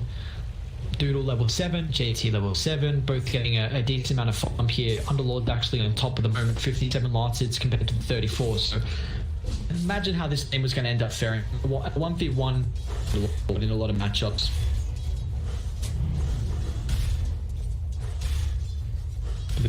The pressure is going to be Butterfly Effect. Take this T1 tower for pretty much free, and it looks like Firefly is going to start making rotations across the map. There's a lot more difficult because you don't have that permanent damage potential. Dust is in trouble here. They get the enchant QI and quick protection now. Butterfly Effect's even going to rotate forward. Firefly was a nice attempt here, but he could be in trouble thanks to Timber Sword rotation. He'll try and mount down the lane up. The spear is going to put him back underneath the tower, away from the threat of securing the position 4 kill. So Firefly, that's the 3rd death now of the game, and sort of very similar to how game 1 fed, where the JT Clinks just really fell behind, couldn't really keep up, died a couple of times, and then just didn't. Clinks doesn't have a way to find farm. So once you end up dying a couple times, you really just can't catch up. 3-0 on the Timstorm. Yeah, this is looking scary. We already see Doodle starting to cut the wave as well. The Nugget doesn't want to go toe-to-toe with the Underlord, who JT should be able to do this, take the tower up. They aren't even Doodle. It doesn't have a point in the ultimate at the moment. Doodle trying to bait up the illusions that they found the real one. Now with the avalanche toss, Karkar's got the burst, already level 5 in the combination. Now Emo top lane, how Doppelganger's on cooldown, James Spear won't be able to utilize it here, but LSA on the mark as this arena pushes him back into the stun. Beautifully done. Reducing mid lane's going to end up falling, top should end up getting claimed as well, so iG.Vitality looking to take over game here, and they're doing so incredibly well. I do want to bring up the Naga going for the Meteor Hammer. This is interesting. I don't really know why. Because Naga has a built farming mechanism with the Riptide and the Illusion, so I don't understand why you're going for this. Because you can also put pressure on towers. So yes, it's nice with the song, because you can song into the Meteor, but I felt like that's more in particular if you're like a support Naga. Because Meteor Hammer is, you go for this item if you don't have a way to farm, and if you don't really have too much pressure on towers, which I think Naga, like, yes, you need a couple more items before you're going to really do much damage to towers, but we'll see. I want to see how it ends up faring out. Dire trying to take a fight by the bounties. Daydream, nice speed pushes him back. It's going to allow him to claim it, but he's still in trouble. Doesn't have too much mana to utilize, but he's Arena is a cool number to the backline. Fly can't catch out QY. Very nicely done with the dodge throughout the tree line, so it plays around with the fog, and now they're going to lock him in place. They utilize the song into the Meteor Hammer, they get the combination. So song committed here from Doodle, which a little bit unnecessary there, but they do find the kill. This is an hour on cooldown, so Naga won't be able to farm as aggressively with this. Butterfly effect is hunting though. Not really worried too much, so gotta be careful. It's a lot of burst damage. If they lock him in place in the Firestorm, percent damage could be enough to bring him down, but it's not. Butterfly effects out at just their time. This damage is a lot, man. Once you get the combination maxed out, I think that's the big way that Timber dies. With maxed out Firestorm and maxed out Avalanche Toss, then Timber might have a little bit of a window where he'll end up dying a couple times. So it's important that Karkar finds the level. You see he's just kind of start up mid, you know, also working towards the blink. But Clinks is doing things, trying to catch up, attempting for the build here. In fly, bottom of the net worth out of the cause at the moment. And how's the Phantom Lance going? Emo's working on his Diffuse Blade. We've seen the Naga. Definitely, sorry, I should also restate. Definitely not crap talking Meteor Hammer. Dude was a far superior player, so he'll have a much better understanding of the Naga. Just find it interesting. See how it fares up. I'm intrigued because I've seen a lot of the Spectres going the Meteor Hammer. First time seeing the Naga so far with recent change to the hammer, so see if it's required for the farming or not. Just try and get a feel for it. Clinks gets one half of the Aghanims now, at least the old Aghanims with that talent. Poked up and hunting. Might be able to catch Oli on the wraparound here, but that's not really the target they want. They don't want the position 5. Clinks is really that big threat, but unfortunately QY just can't really get in range. Pretty immobile hero. So I like what Oli's doing, just kind of taking away a lot of the hard farm. He's probably just going to utilize the enchant, try and get that level 4 in the enchant, and just, you know, push out the side lanes, feed over the creep to the Clinks as well. I'm not going to be able to... Oh, oof, close.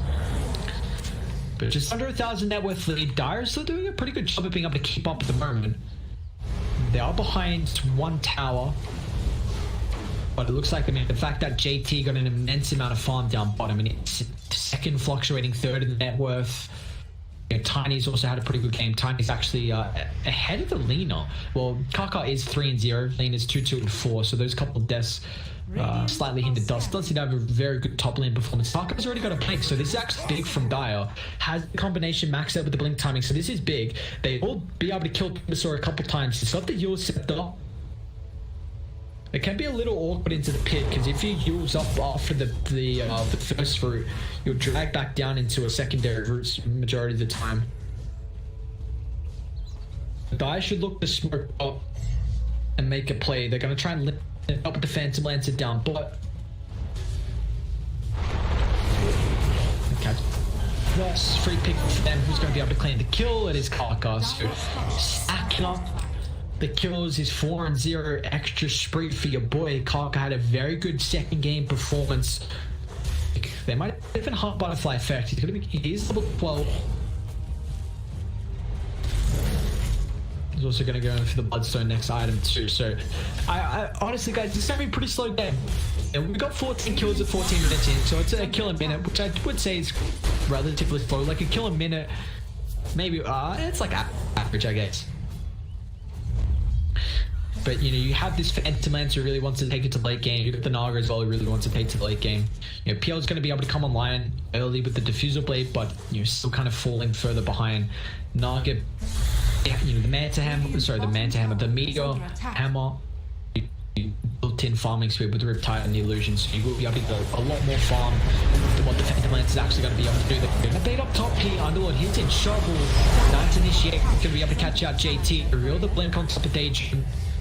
And this now should be a pick off from top to a tier 1. Oh, really nice move coming out from iG.Vitality. I'm going to try and mimic this and at least put pressure on top of the tier 2 down bottom, but they will not be able to take this at a fast rate.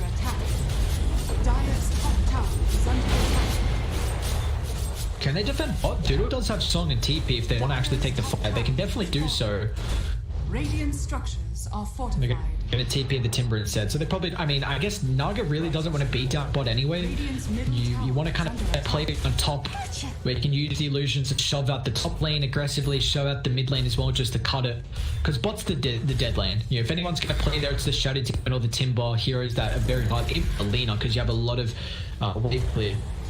But I still want to be pretty aggressive with this Kark blink. I mean, he got it at a good timing. One rotation with it, but hasn't gotten too many kills afterwards. Butterfly Effect, they're hunting.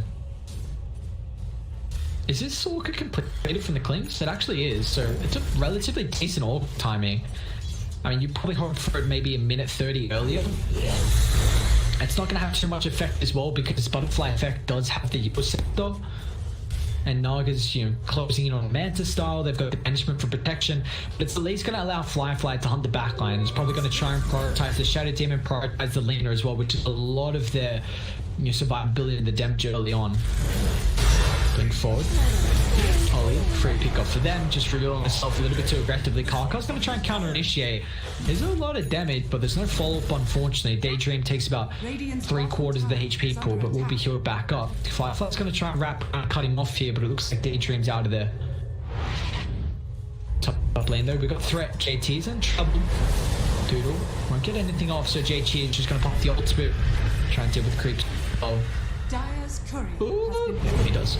Meanwhile, but he's got bot. Oh, it's going to be a nice kill for them if they can claim it. To the chain potential as well, but they get the Orc preempted here before the chain. So T-Bot is in trouble. QY is just going to get in range fast enough now. Doodle for the ultimate. They're all grouped up. This could be a pretty good meeting hammer onto 2 lane. They're going to be able to follow up with the LSA as well. This could be a beautiful turnaround, and it will be. Tiny will fall. Looking at Blade smelt down in a second, and Aimer is not going to be able to stay alive. A quick doppelganger. Trying to pop a Butterfly Effect, but without the mana, the diffuser won't do anything. Wow. Butterfly Effect just in time. QY gets ranged well. Beautiful positioning. Heads up play from iG.Vitality. Those rotations, thanks to the outpost control, keeps that Timbersaw alive. And my boy, they turn it around there. I mean, alright, so this Meteor Hammer honestly has been playing off well. That's what? 2. That is 2 song usages into the Meteor where I'm like, okay, like it's actually doing pretty good work. I still feel like you farm really fast without it, but I don't. Yeah, it's interesting. I'm actually on the fence with it at the moment. It's looking good so far.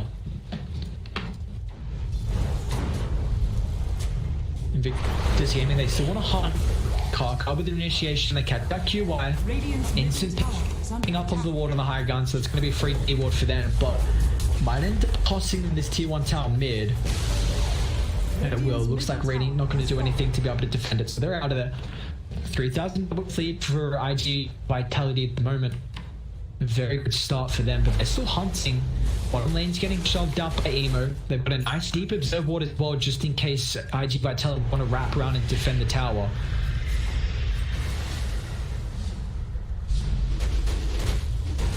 Like is very farm though.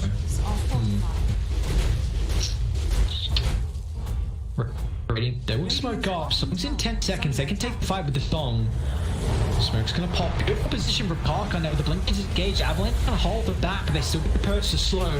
So unfortunately, Tiny will get caught out. Trying to hold the tower. Can they do so? Fly secures it just before the rift out, so the Uber sends them home. They do take the tier 2. They straight away pinging top to try and get that outpost. They do have about 50 seconds until the outpost will get claimed here. Radiant might be aware of this. I don't know if it was Dire that pinged it or Radiant that pinged it, because Dude was kind of running in the vicinity.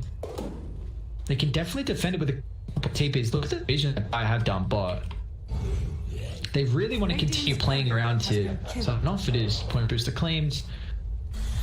There's enough for the soul booster. Okay, well, they're just actually hunting Barker at the moment, who's trying to shove up the bottom lane.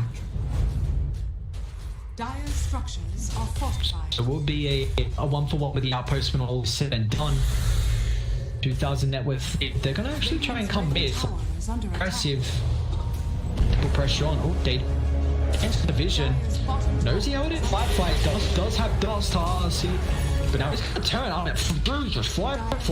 Or could she be able to pick him out there, and it will. So Dust will pay the price. Now fly. He's gonna have to walk up in a couple seconds, but on top of the backline, Parker assassinates and hits the ball. Daydream, he's in trouble. Just a bait and switch from fly. Beautifully done. I tried a very cringe play with the a good old pun, but it's too cringe. I don't think I can do that one again. You love to see. I mean, look at the damage now, man. Playing with the Enchantress, he's got plus 237, 2800 health as well. And remember, I mean, that death pack did get nerfed through the early levels. Level 1 and level 2 did get hindered. Level 3 is still the same, 100% and 14%. I'm gonna try and take the fight, however, they got the follow-up, ripped on top of the backline. If they can get it ranged, they should be able to get it right now. You can still send someone away through the invulnerability and the banishment. So beautifully done. Meanwhile, down bot, Butterfly there.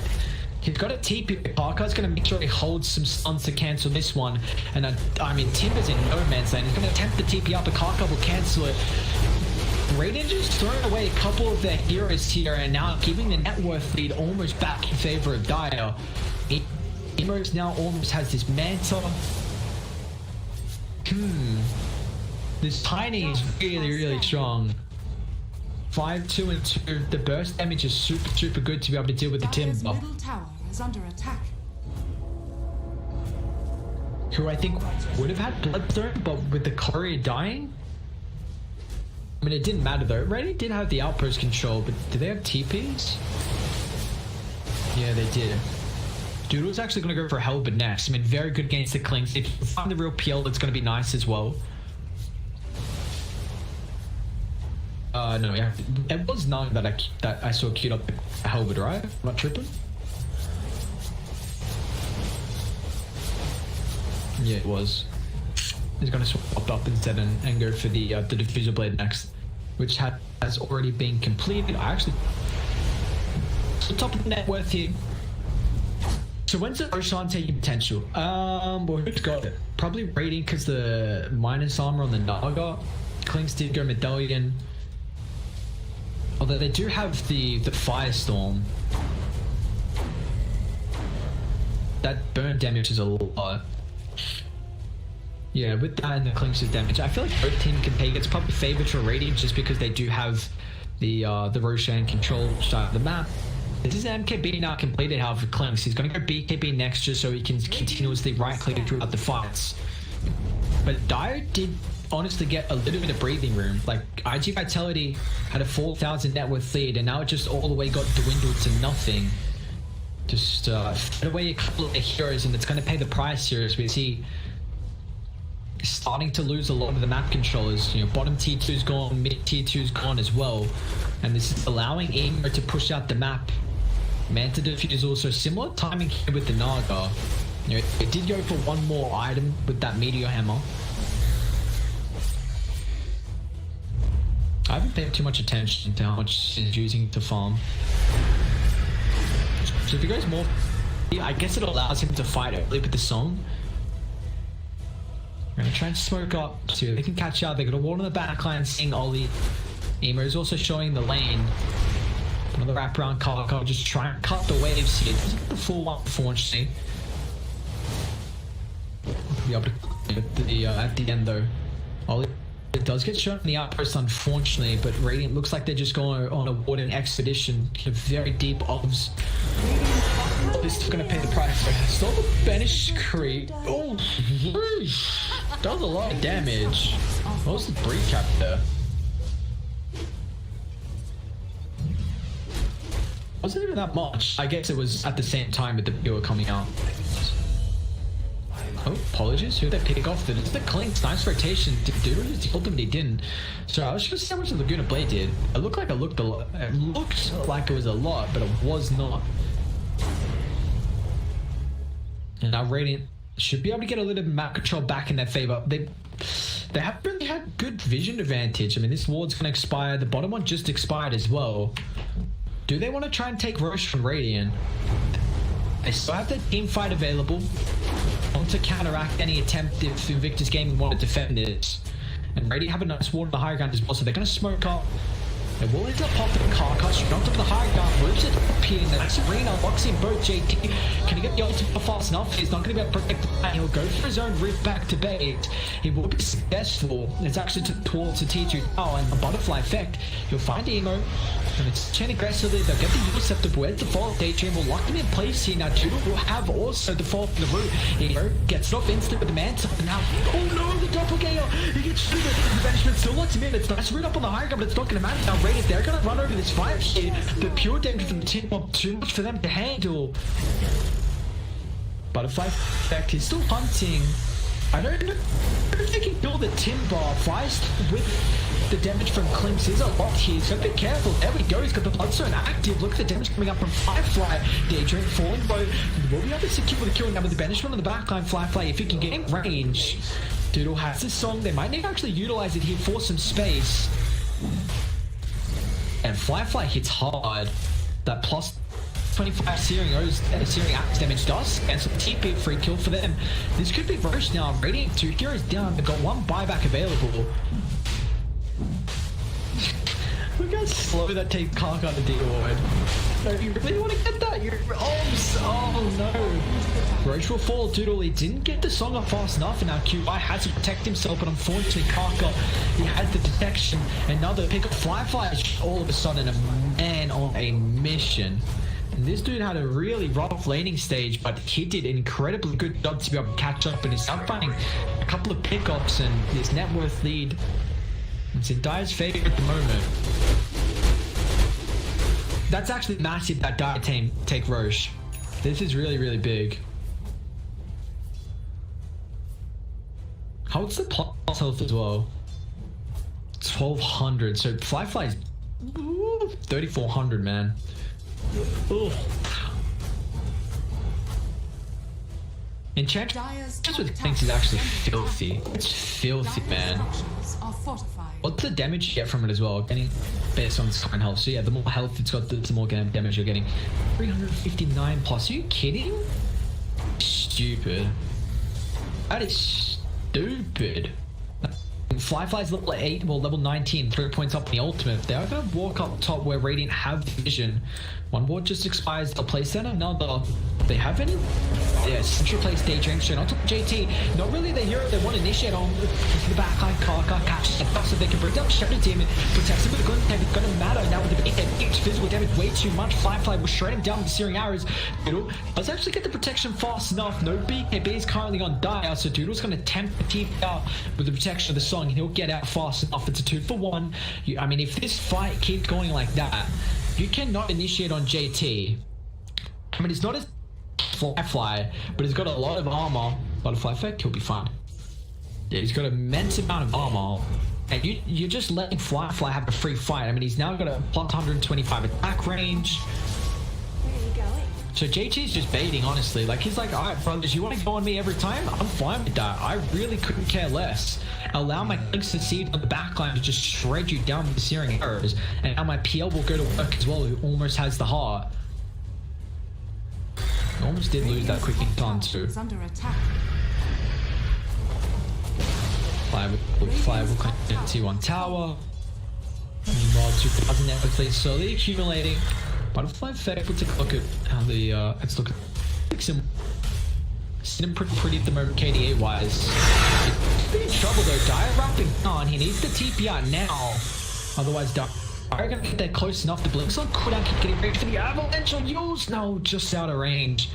Nice changes into the TP. Head up play that the PL doesn't have a cancel. Probably gonna have to go for a cancel next if he wants to. Yeah, heart into probably Abyssal. But they're catching up, man. Pretty nice scouting them out. Negotiation with card. So this one chain aggressively for Fly in the backline. Once again, Zeus shooting him to the next target. Took the boards into the assassin on the backline. Now Fly who's coming to the next target arena. Stopping the damage. It's a beautiful ultimate from Daydream. They actually cancelled the rift, so it looks like IG. They want to try and take the fight with the backline. Fly trying to capture the real Nago. They will be able to do so.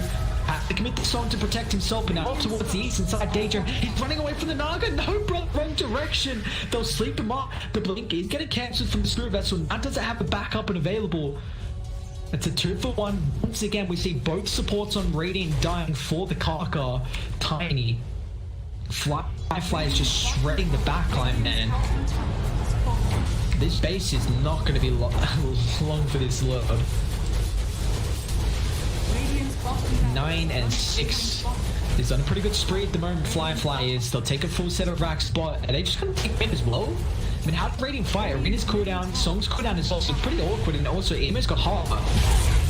You gotta make sure you don't kill the Clean Stone. He's playing very up from the front line here. Nice loading to protects him.